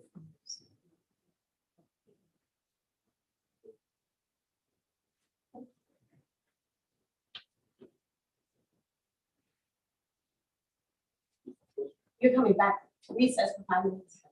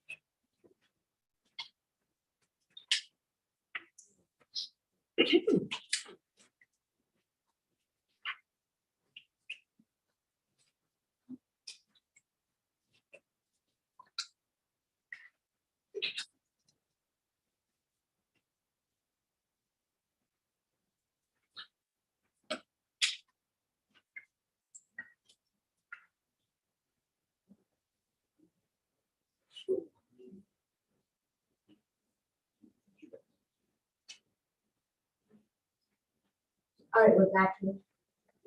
It's been 5 minutes. It has not been fine. But it is Um, again, as we were waiting, I was going back through the minutes. I do not see in the minutes, that amount. But I distinctly remember 125. So that is something that I will make sure, but in these minutes, it is not there. And there would have been no reason for it to be 85.5 because council approved 125. To make the job interesting, absolutely.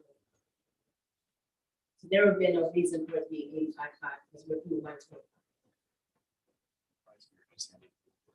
Again, I don't see it, you have the minutes right here.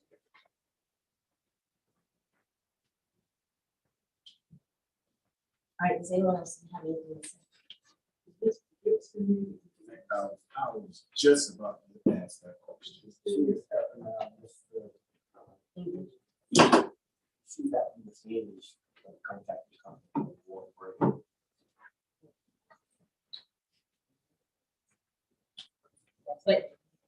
But even before Mrs. English, Mrs. Gibson, and even if she confirmed the 125, would you say yes? Because if you would, let's not waste your time. Let's not waste our time now. So I'm gonna put the motion on the floor. But let me, Mrs. Gibson, could you do that quick? Could you look over your minutes, make sure that I'm not missing since we are right here. Please be patient. And it was the CAO position. It was moved to, the income was, the salary was moved to contingents. And I'm looking for that amount in the minutes.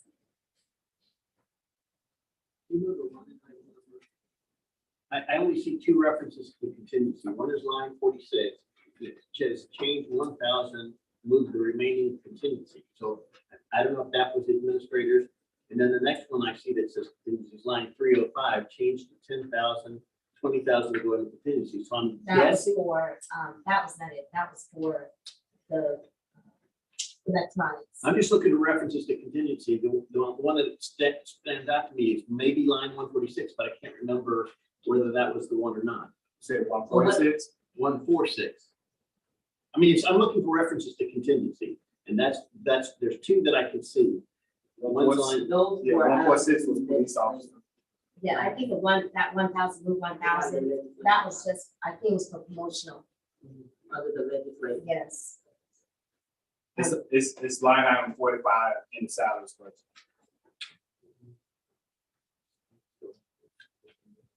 And just for the record, since I'm being asked about the minutes, the 19th meeting, which was the final budget. Oh, okay, so we don't have that. That is when I was out on vacation, so I was transcribing notes and audio that was taken in my absence. There was no, I don't recall anything being said about the CAO position in terms of movement or set salary. can do is go back and take another listen to the audio. Yes. I know that it was moved to contingency. Big discussion, but I just can't remember. Because of discussion after that, a couple of other positions. Decided that A couple of, was it done at the 19th? I cannot tell 19th you was the the date. final. And It could have been. the meeting before that was the 12th. But again, I have to go back and listen to the audio. But I know that we did approve the 125,000. There would have been no reason to put. Yeah, here it is. I see it. Budget changes, line 45. Motion to move salary to contingency since position has not been filled, second by Councilman Randolph. How do you propose to pay the salary paid CAO, time on interviews conducted, individual active, so forth, but it doesn't have a specific amount. Right. It just says move salary to contingency, but it doesn't say what that amount. It's 855, so I have the kind of documentation from this, Gibson that she sent me on September 16th. Again, that doesn't make sense if we approve 125,000. With up to 125,000 for the salary. Now, I do have on the website all the financials that was given in the hearings as well as in the workshop. And then I probably would go along with 125, honestly, but if we talk about merit bonus and then we go to the personnel manual, it talks about that you had to be employed for at least 1 year prior to April 1st in order to get a merit bonus. So now we're going against the personnel policy. The resolution. Say again?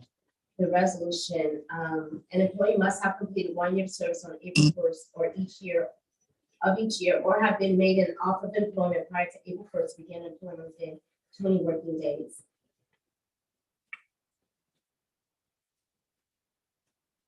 And that came from, there's a form. What you see or have been made an offer of employment prior to April 1st. To begin employment within the 20 working days. In addition, there's a 6-month, probation period. And given the fact that you won't get paid until the quarters, then 6-month probation, you don't get paid during that period of time. So you have 2 payments that will not be made. But reading this, that's kind of ambiguous, or have been made an offer of employment prior to April 1st to begin employment within 20 working days of April. So it's going against the personnel policy. This is from I know, section I have- 700. I have, This is section 700. This is from the policy. okay, and it's saying what now? Must have completed 1 year of service on April 1st each year or have been made an offer of employment prior to April 1st and beginning employment within 20 working days of April. I pulled right from the policy. Within 20 working days of April. That is what our policy says. Here it is. Section 700.07, item 5.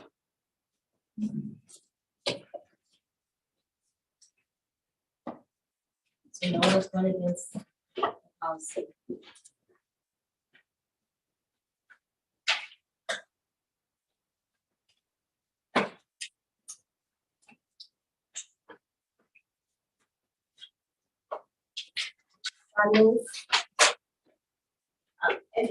I move that we approve the hiring of Mr. Randy Singh.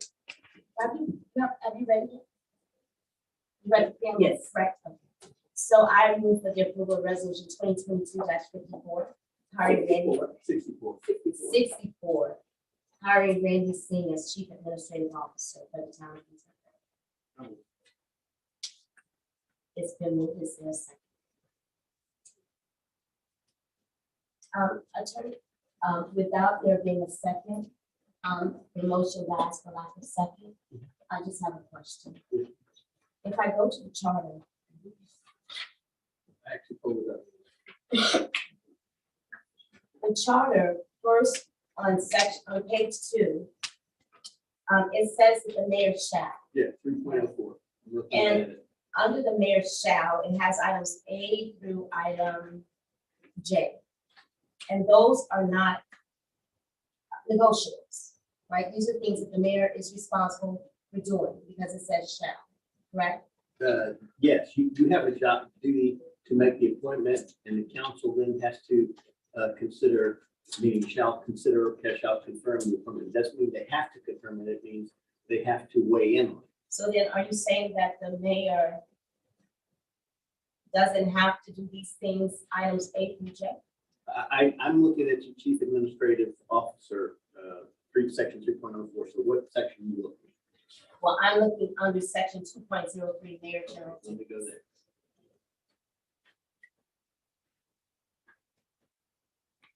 It says that the mayor shall be the chief executive officer, which Yes. the mayor will be. Correct. And then it says that the mayor shall, when you have items A through J. Yes. That's not, Appoint, suspend, or remove, correct. All of that's correct. all those things I must do as mayor. And Yes. So then we get to where you were, 3.04. 3.04. The mayor shall, there's that shall again, appoint a chief administrative officer. And then the town council shall confirm. How do we distinguish my shall from their shall? Context. The shall means that they can't not vote on it, but they don't have to say yes to it. Otherwise, that would be a meaningless provision. When you read provisions like this, you try to read them in context so that every part of it makes sense. So you have the duty to make the appointment. So in theory, the way this should have played out, I appoint Randy Singh to be the next CAO, subject to confirmation of vote that's taken here. Now, it doesn't have to be taken now, but to the point that was made by Mr. Marlon Daniels, I think Councilman Marlon Daniels, it could be, if the issue was discussion, let's give it another couple of weeks, we can all interview or something like that, that's okay. But in terms of saying, we're not gonna vote on it, that would be a violation of their shall. But they certainly have a vote, yes or no, and that is a very common situation. I was subject to the exact same vote, for example, when I became the town attorney or the city attorney for Hopkett. The mayor shall make the appointment, he appointed me, but then the council had to vote to make it confirmed. And it's not only usually in that case, it also sometimes happens with firing where the mayor has authority in certain departments, but that's not the issue here. So that's what the shall means in context. They shall vote on the confirmation, but they don't have to vote a certain way. So when it dies for like a second, are you not at least following your shall? That is a good argument because since right now, there was a motion, I didn't hear a second, so there really hasn't been a vote up or down to confirm one way or the other. So that they have not fulfilled their duties As we as, sit here right now, I think that's accurate.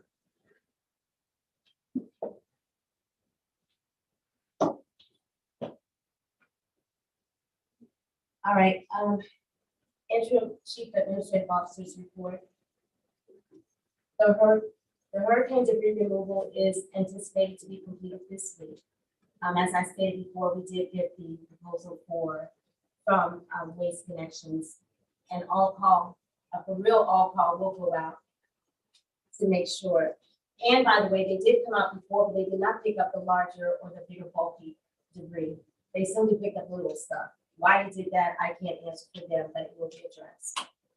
The Enclave project, we kind of already spoke about that. Police officers are being more present in the Catalina area because of the incident with the gun violence earlier or last week.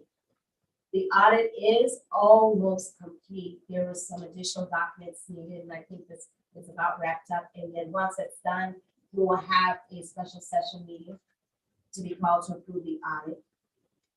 Comprehensive vendor list is still being processed. It's on the list. I'm not sure why. And CPH will have the final plans for the roof and air conditioning by November 18th.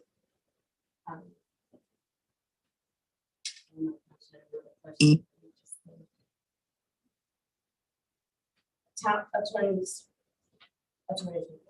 Okay, I wasn't actually going to say anything, but I think that the point that was raised by the mayor is an important one.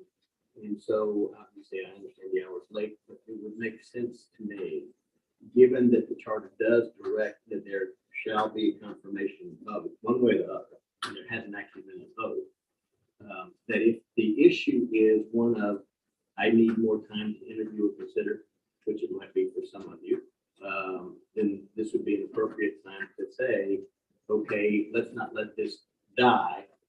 Or alternatively, if it is, we're not interested in this candidate, period, then it needs to be voted on. So that you can put a motion on the floor for discussion purposes, but at the end of the day, the mayor has made a selection and she's entitled to a yes or a no vote, not a it died for lack of a second.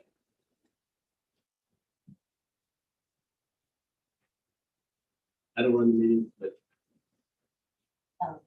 So let me ask you this question. So if I hear you right, because I'm hearing the word have not fulfilled their duties. So are you telling me that if we don't vote on this tonight, the mayor, let me finish, that the mayor has the obligation to hire Mrs. Singh herself without, because of the lack of duty? Because to me, it sounds like this is all personal. I'm human right now, because if it doesn't pass, then if it doesn't get a second, then there should be any more discussion. That's number one. But to go and to have her say because they didn't fulfill their duties, and here we are with shalls and the shalls, we understand. We've been up here a minute. We've been up here. To me, it sounds like it's planned that if we don't vote tonight, if I hear you right, that she has the authority to hire Mrs. Singh without us confirming or having this vote. That's just my perception of what you're saying and what the mayor said. Perception is not reality, and it's particularly not reality when none of those words, not a single one of them came out of my mouth. So here's what's coming out of my mouth. She has the power to appoint. She has done that. You have a duty to vote one way or the other. And if it doesn't happen tonight, which is the first thing I said, that's fine. If the issue is we need confirmation because we want to interview, I think that's a discussion you should have. I'm suggesting that you have it so that then there's some direction going forward. At the budget meetings, one of the biggest complaints that was made by members of the council was the failure to bring candidates for you to consider. She's brought you a candidate to consider, and it hasn't gotten a vote, yes or no. That's the issue. So if it is, for example, as was suggested, not enough time to interview, need the interview, would like to talk more, or whatever, check references, that's something that should be discussed. This would be a good time to do that. If the issue is we just really don't want to confirm this candidate or whatever, the salary's too high, we don't think they're qualified, all I'm saying is then vote. But if it's not the first one, if it's not that you need more time, then a vote is what should happen. And it doesn't mean that if it doesn't happen, that the appointment goes through. I never said that. That is not the case. But I am saying that it is a duty that you have to confirm by shall voting one way or the other on this appointment. At some point, whether it's today or 2 weeks from now or whenever the next meeting is or a special meeting for that purpose. But to not have a vote is the problem, particularly when the mayor has been told, bring us an appointment so we can vote. Here it is. Okay, what's the difference in this particular situation than when the former town clerk brought in as an acting or interim CAO? We also put that to the vote in the majority rule. So then what happened is that that person still was allowed to come in and be in that position. So I just want to know what's the difference between that situation and this? If I understand correctly, what happened in that situation is a person who was the town clerk was terminated in some fashion. I don't know, I wasn't here when that happened, but however that happened, and then the mayor used her temporary hiring authority or ability to put people in positions to perform certain functions on a temporary basis to bring her back and gave a title of interim or temporary or something acting CAO.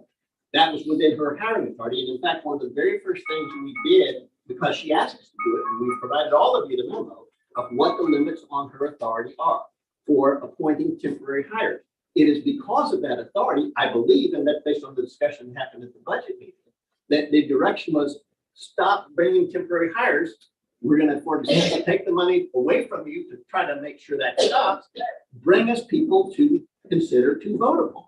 So that's the difference. So she knew, I think, I mean, she can answer for herself, but I think it's my understanding that Ms. Williams, having already been terminated as clerk, would have a very low probability of success at getting confirmed as a CAO. I don't know whether that's right or not, and certainly, you know, there's no commentary on Ms. Williams, so I don't know one way or the other about any of those issues. But that's the answer. So if you have a town that needs to function because certain jobs have to be fulfilled, they can't simply be unfulfilled so that the jobs don't get done. We've had I think if I understood correctly from the deputy chief, we've had a deputy chief for 5 years, no chief, 5 or 6 years. Yeah, that's just not how government goes. You fill the positions. And if you don't like this person or you think they're the wrong person, vote them down so she can bring another appointment. But do that part. That's the difference. Mayor, I need to answer your question. What is the difference between this situation and when you were a council member that you voted against a CAO? What's the difference? The difference was that the CAO was dishonest with this council on 2 occasions. That CAO was dishonest on 2 occasions. Well, let me start. Dishonest on 1 occasion, unprofessional, highly unprofessional on a 2nd occasion. The vote was not directly on a CAO as it was on continuing a contract that she was on. But I voted no. It's on, I did not vote. I voted no.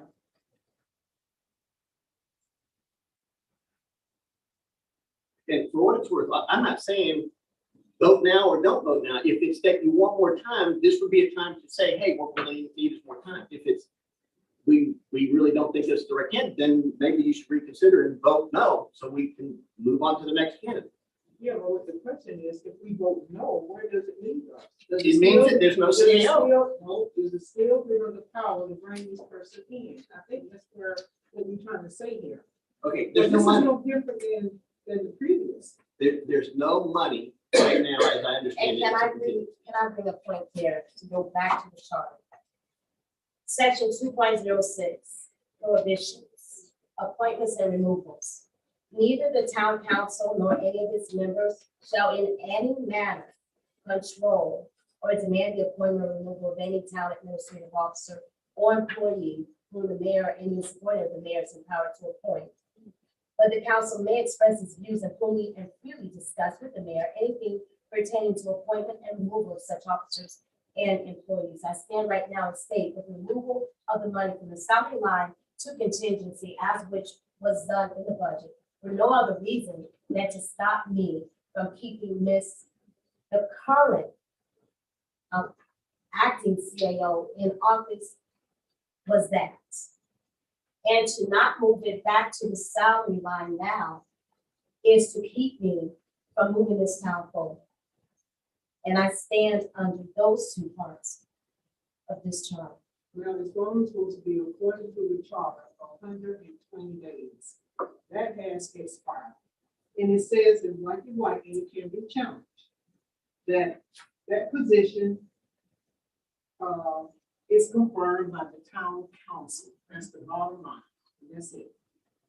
So because you didn't confirm it with a no vote, A majority vote. and there you go, you're supporting my point. Well, majority vote is we vote. But you yes, cannot no. use your vote to violate the charter. No councilman, no councilwoman Randolph, Please lower you're your wrong. voice. I will lower my voice, but I've had enough. I've had enough. So am I. Not quite, not quite. The fact that the 3 of you are on one accord, No, I'm sorry. on one accord. I mean, vote. We have the Yes, right as a Councilman. council to vote So, to the majority. so let me address something. Mayor, and I'm just gonna take you back down memory lane. I think you removed a salary out of budget for previously too, correct? So stop. Hold on, I'm That goes talking. back to why y'all are doing this. No, But don't fight someone else's battles. No, I'm not writing about that. Don't fight someone else's battles. Let me help you get to the point I'm at right now. Okay, go ahead, I'm listening. Let me ask you a question right now and see if you'll answer for me. Since I've been sending an email since October 4th of this year, how is the current CAO being paid? The current CAO, and go back to what I just read out of the chart. How is it- No, I am going to answer your question, but I'm gonna answer it from the chart. It says you can't interfere. The current CAO right now is still getting paid from that salary line because there is money in that salary line. You did move a certain amount to the contingency, but you left me no choice. Mayor, that was last fiscal year. Attorney, am I correct? In terms of what? I don't know where the money's coming from. So you don't know where the money's coming from either. So our fiscal year ended what day, man? What do you mean last fiscal year? What are you talking When about? did the last fiscal year end? September 30th, right? Yes. Come October 1st, we had to go by what was in the budget for October 1st that we passed, correct? Okay, In the line item for CAO, how much money is in that line item? you tell me, because you did. Zero. I know, you moved it to Oh. contingency. So how are you paying the current CAO? Because in that line item, it wasn't just the CAO's amount there, there's another amount, so money is there. As long as that's What other amount is that? it would be any monies that was there for salaries. No, Mayor, you have to pay out of that line item. So if I have to, you saying I shall? Are you saying I shall? So how? No. Are you, because you're making it such an issue, that is saying that your reason for doing it was to stop me from paying the chief, the person doing the roles of the chief administrative officer. Those duties are protected in the charter, and I still stand on this charter. You cannot control in any manner anything dealing administratively, and that's what y'all have been doing. So no, if that's what choice you leave me, then that's the choice I'm gonna take. Well, I'll tell you the choice I'm gonna take. I'm finished with this conversation. I've told the attorney today, the attorney general has been contacted as well as ethics, because you do not have a fiduciary right to pull and pay someone that's not in the line item. And I mean, I've always wanted a retreat. So whether that. No, don't go to the retreat. Let's stay on task. Let's stay on You're not task. listening to me. No, You're I not am listening to listening. court, whether it's with the attorney general, Ma'am. then let's go and have the open conversation. Oh, the Because you conversation is, cannot- the conversation is already interfere. I'm not interfering. Okay. I'm helping you furthermore, man. All right. Today, don't, I get the right to talk too. So today, I've been asking for documents for a while. I recently get a document today that on May 20, 2022 is when you supposedly wrote the termination for Ms. Williams from being town clerk and all that. That means all of her benefits, everything was supposed to stop during that time. How can you tell me right now that she has over 165 hours currently in vacation time? Because the attorney at that time said technically you fired her from the town clerk. That's the only authority you have. She was still doing the other duties. So What other duties? What other duties? she had the human resources, risk management. Where's the job permit. description? So what is that, man? Let's be This real is now. permit. That all falls from the You town asked clerk. me a question. So you circumvent, You I'm asked- fine, I thank didn't you. circumvent anything, but Thank you can only fire I'm- the town clerk. I'm good. You Thank can't fire anyone else, and part of her staffing duties was that. I did not assign those staffing duties to Mrs. King. So where's Mrs. HR King job description? Was only for the risk management. I was Where's the job description? At Westwood. Oh, yeah. I have all the job descriptions and it's not in there. So if you have an issue with it now, why haven't you had an issue with it before? Because it's always been there. Risk management and town clerk are two different things. Okay. Thank you, ma'am. This is crazy. It's crazy. I don't know what it is that you want. I don't know what it is. Transparency On one hand, you want the town to move forward. On the other hand, you don't want it to move forward with me.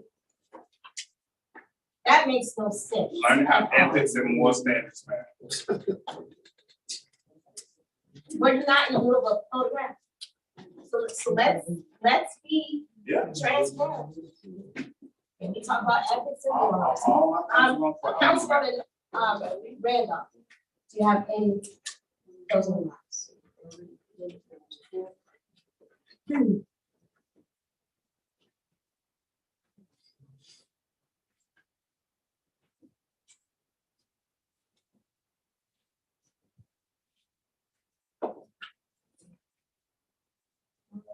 Let's see. squeeze the time. Okay, so first of all, I made a mistake. I'm looking at that vote and I vote nay on. How can I retrieve that? Yes, for the consent agenda. Oh, for the consent The agenda, agenda, yes. I was it would require a motion to reconsider the entire agenda since it wasn't removed. And then that would be voted on. If there's enough votes to reconsider, then you can have a revote and cast your vote again. But since it passed, Okay, I'm not gonna. It passed. Okay, thank you. All right, this is my council report. I have put very few, a lot of things on here, but I guess I have to try to get to you. Get them put to you. Okay, so I just want to say that, one thing I want to mention here is, this is very important. And I'm trying this to be, this is on the county side. I just heard the mayor say that she's trying to be transparent with what we want. I want to have to be honest, be upfront, and take care of what needs to be taken care of in the best interest of the county. We still to this day, Tuesday, on this particular day here, November 1st, we still have the old signers on the town account. And that's at TV Bank. We have addressed this several times, and nothing has been done. Made a report on it the last meeting, we were not here, and I don't know what is the problem that we're having while we cannot get this changed. I was elected back in March. It's been 6 months now. Nothing whatsoever has been done. And I have not been added on as a council member. I represent the town in fairness and in truth. And I want this to be done right away. So she has a reason, a motive why she has not changed it. And we keep getting the same story each time. So I don't think that's right. It's not fair. And I'm gonna move to in another direction so I can get this done. Okay. Also, I would like to say that quite a few residents, even as this past weekend, have been inquiring for many years about Eatonville having its own zip code. I reached out to the postal service, and I will send the town clerk and the attorney the response, which I did send the town clerk, put her on the email so that way she'll be aware of it. According to the information, the district manager of the United States Postal Service in Jacksonville, she did a 2-page responding as far as that's concerned. And it's something that I'm going to present to the council just only for a discussion. Because after that, there's going to be a lot of other things that's going to be required for the town as far as the residents, as to whether or not they would like to have their own zip code for people. And the reason is because it's the geographical locations that we have in the town, where you have 327 on this side from Maitland and over here on this side from Lockhart. I've been hearing about this for numerous of years. So I feel like I'm in a position because of my past experience in knowing how the postal system works. They're not advocating whether or not this is going to pass or anything. This going to be a very expensive, time-consuming venture to get this changed. Because there's a lot of legislation that has to go with this, and it'll be a cost burden to the United States Postal Service. But they are going to look at it as far as a request from this local about doing the survey and meeting with the residents as to what if this is something that you really want. Okay. Also, I want to thank everyone for coming to the Breast Council event in the chamber. Also, I have a question. Are we on Facebook tonight? Yes.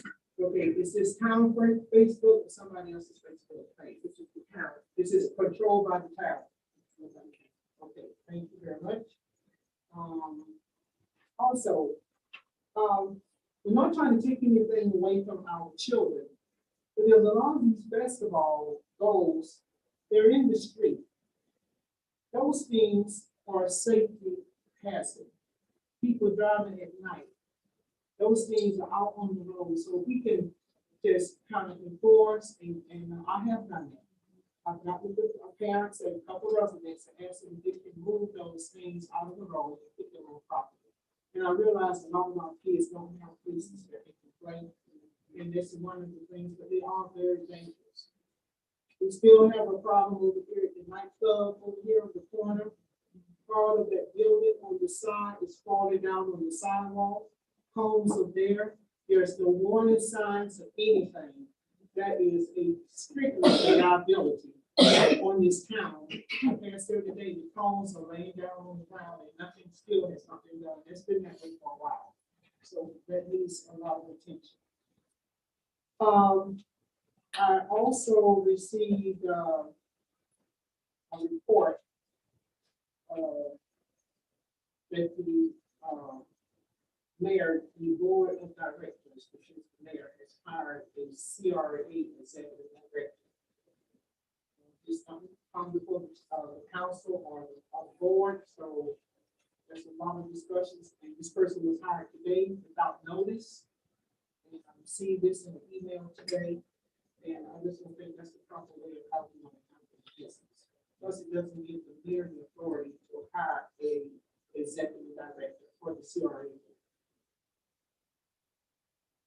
Okay, that's probably for majority vote. Neighborhood meetings.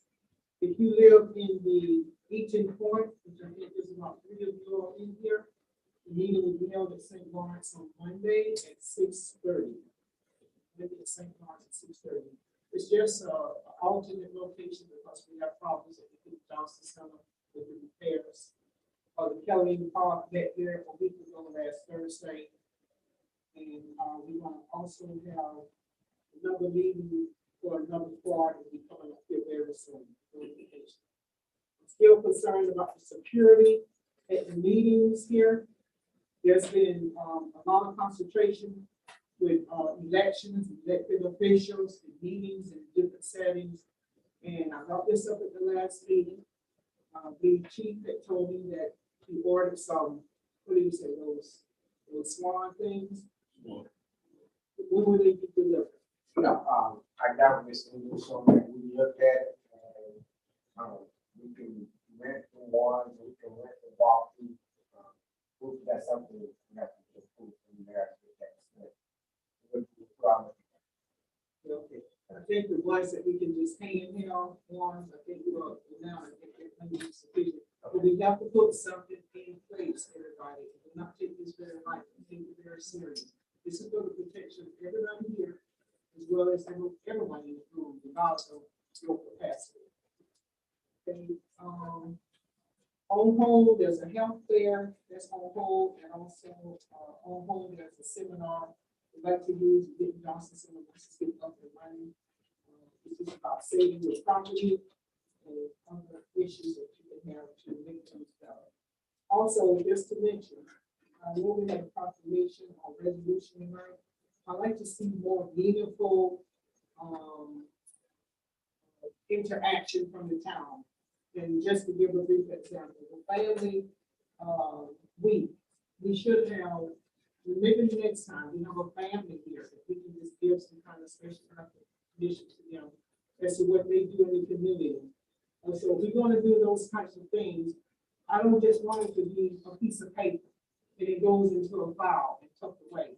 And then we have something else. We need to show more interaction with the community when we do presentations. As far as that concerned, that's all I have for tonight. And I thank you all very much for coming out tonight. And, have a good, safe week. Thank you so much. Look at what they do. That's what we recreation. Yeah. Yes. So it's something that we need to be trying to do. Another thing I want to ask there is that all these development papers that we can't find and then sign or whatever, we need to handle that. It's ridiculous. Everything.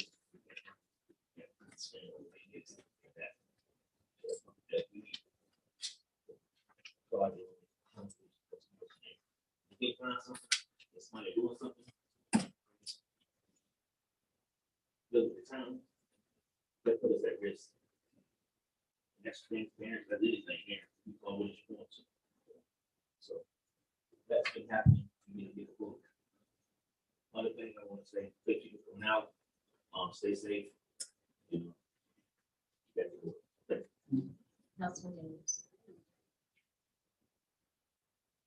Real quick, a great event this morning at the Boys and Girls Club of Eatonville. A lot of opportunities there. There's a lot of resources for the town that's available. But we do have to get on one accord and of that nature. I will be coming back and hosting an event soon. I have someone, financial institution that's willing to help out small business as well as loans for people for houses and all that. Been having a meeting with the president of the bank and a couple of vice presidents. So a lot of opportunities here to come. I will begin with you, Ms. Alvaro, an attorney. We've been talking about impact fees. Administration has said they're going to push it forward and it keeps stalling. So I would like to schedule a Zoom call with you all possibly to figure out how to just go ahead and push it forward. Because I think this will eliminate a lot of this speculation on who's doing what and who's not doing what. If that's go ahead and take care of. FEMA cleanup, I keep hearing that we're waiting and all that. I think we must be the only municipality that's waiting on FEMA because FEMA is ready to do what needs to be done. I was told that FEMA, we have receipts for FEMA and all that. That stuff just needs to be done. It shouldn't be no hold up on that. I've still been asking about MK, asking about Zora. Haven't heard anything about it. I do not want to repeat this year of Zora stuff coming in last minute and all those things because we're not going to go through that same process again. I want to encourage everybody to definitely exercise your right, get out the vote. Remember the last day of early voting is this Sunday coming up. I think it ends at 8 p.m. on also this Friday night. If anybody's going there is a get out the vote event that will be held at Majestic with Pastor John Keys, a free concert, just encourage people to just get out and vote. Last I want to say is we're known for progress through understanding. Progress is forward or onward movement toward a destination. I said again, progress is forward or onward movement toward a destination. In order to move forward as a destination, you have to be transparent. You have to say what's the destination that we're trying to get to. Transparency is important, communication is important, respect is important, leadership is important. Without those things, we're in the wilderness experience. And thank you. Good evening, everyone. I won't be before you long. I'm still fuming because being one of the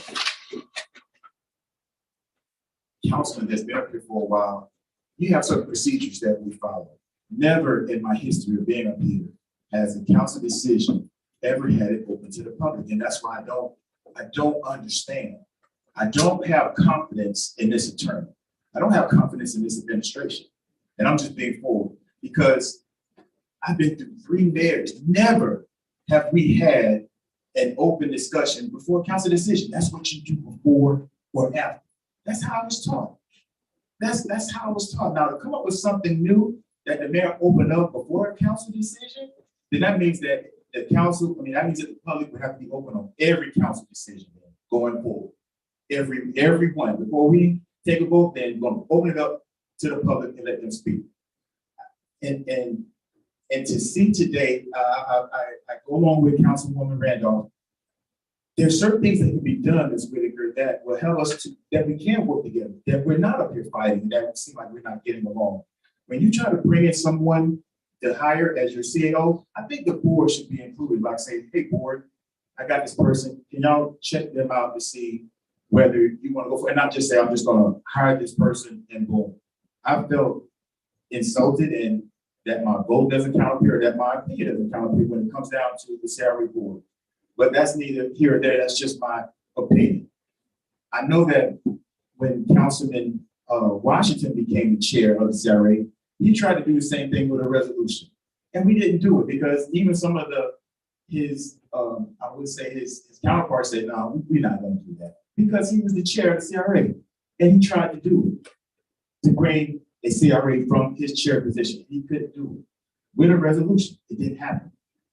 These are the things, some of the things that I remember about the procedure that has gone on for years up here.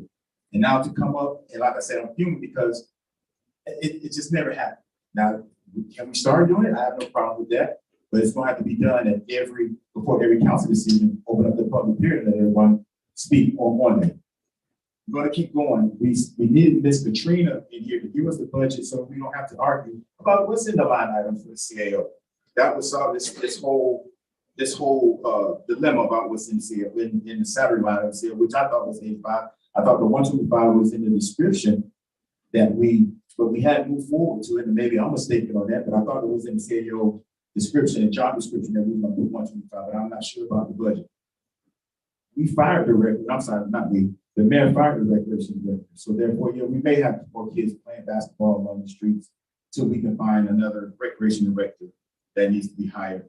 With the recycling program, I think that with all of us, everybody's not a recycler, but if you give incentives to do it, people would do it, whether it's $1 here, $1 there, or something to help them do it. My family does, we do it because we want to be contributors of the earth and not just throw stuff in there. So we do recycle. I made my whole family recycle, we have recycle bin. But I think for most people, you want to draw them there, give them something.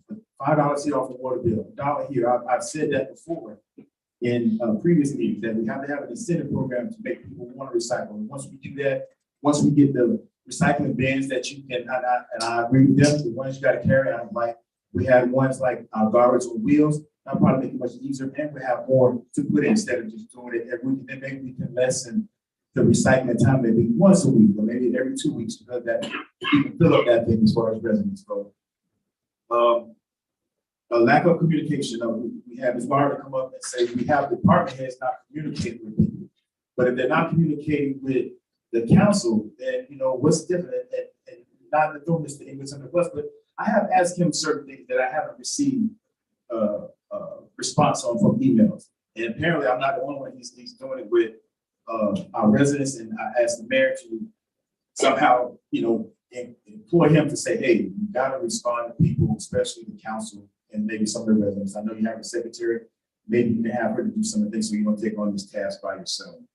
Once again, Councilman Randolph, I was just sitting up here when those guys Tesla was up here, I looked, and you saw Eatonville, and I was like, what is that on their mailing list? So do they have Orlando and Maitland?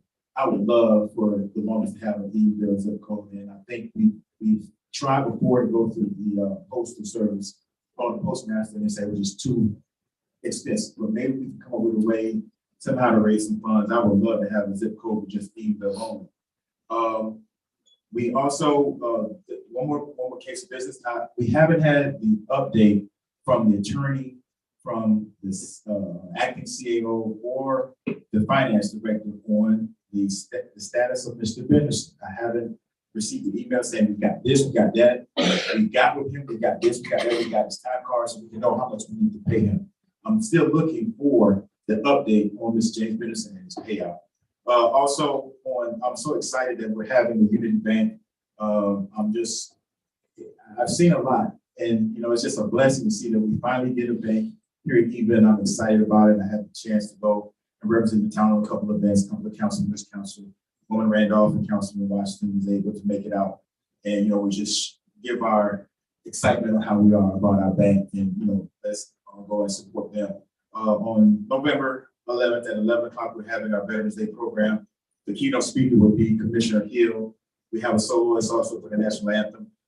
We start at 10 o'clock. There's a light breakfast. The post 3B1 of the Legion in Orlando, they come out and they change the flags on the graves of those soldiers that have paid the ultimate sacrifice. So if you're not doing anything on November 11th, and it doesn't last long, they get there about 10, starts exactly at 11, and we're done maybe like at 11:25 or 11:30. We're done and we're out of there. If you come and support, and I won't forget. Have a good night. I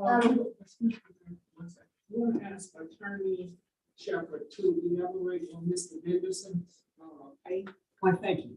It just so happens that today I sent an email to Ms. Randolph in which I dealt with that very detailed issue. I had to listen to 2 tapes of meetings, one from December 7th, one from December 16th of 2021. I listened to both of them from start to finish. I also requested the minutes of those meetings. And I spelled it all out in an email to Ms. Randolph, which she got this evening. And she asked that I forward it to the town clerk, which I did, who is going to then forward it to you. Mr. Benetton has been paid every dime he's entitled to, period. I have more to say, if you will permit me. You also asked about speaking by the public to address items on the agenda.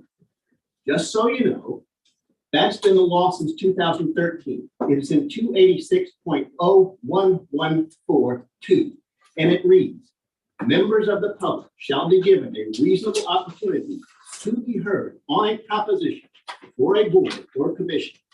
This was the first night and the only night this matter was coming up. The public had to be given a right to speak to it, and they were.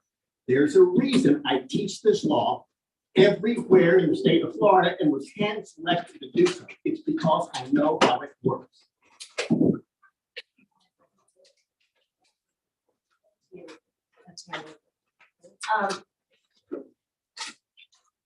Just a quick note, this morning's event was very nice with the Boys and Girls Club, seeing the talent and the potential.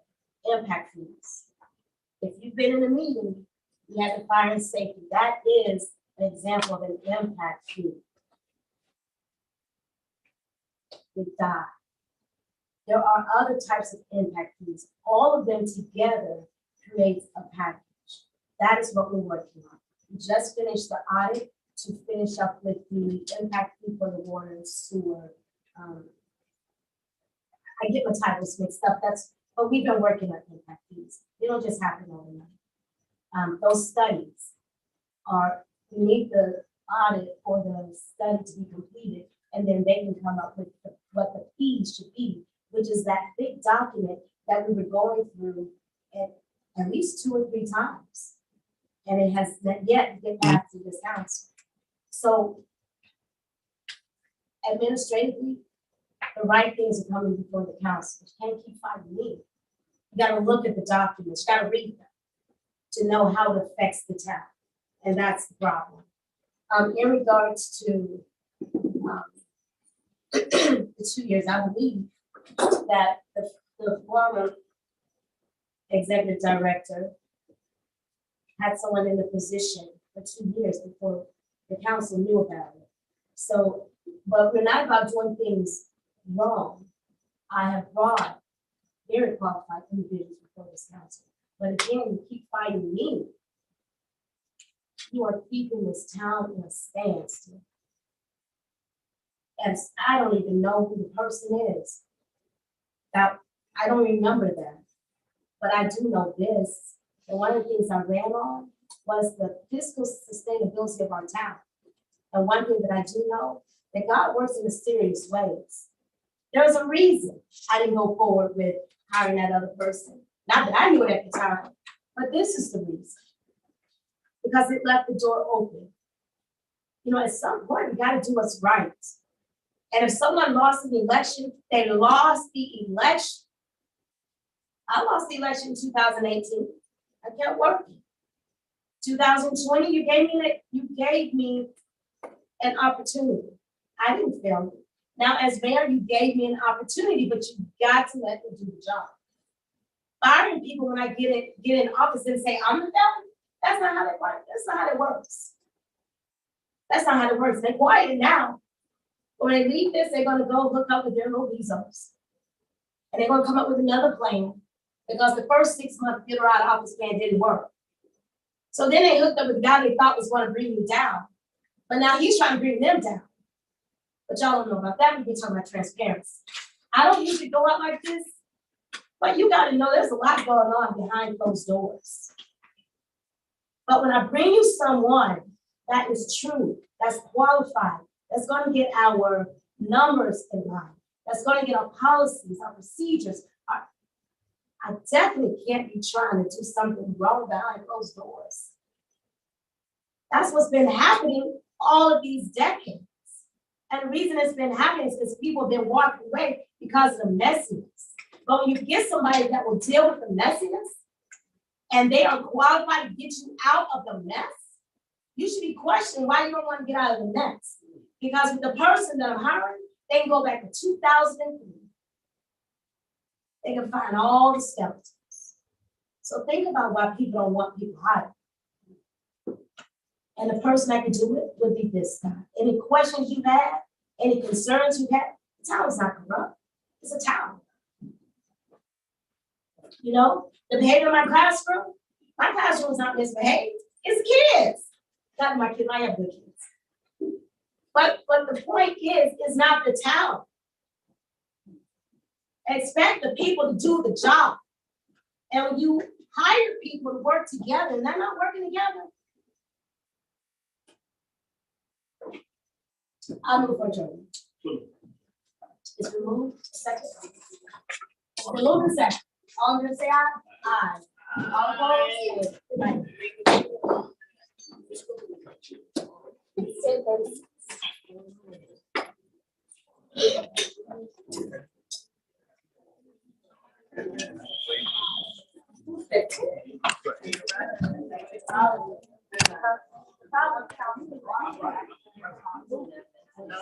I think that's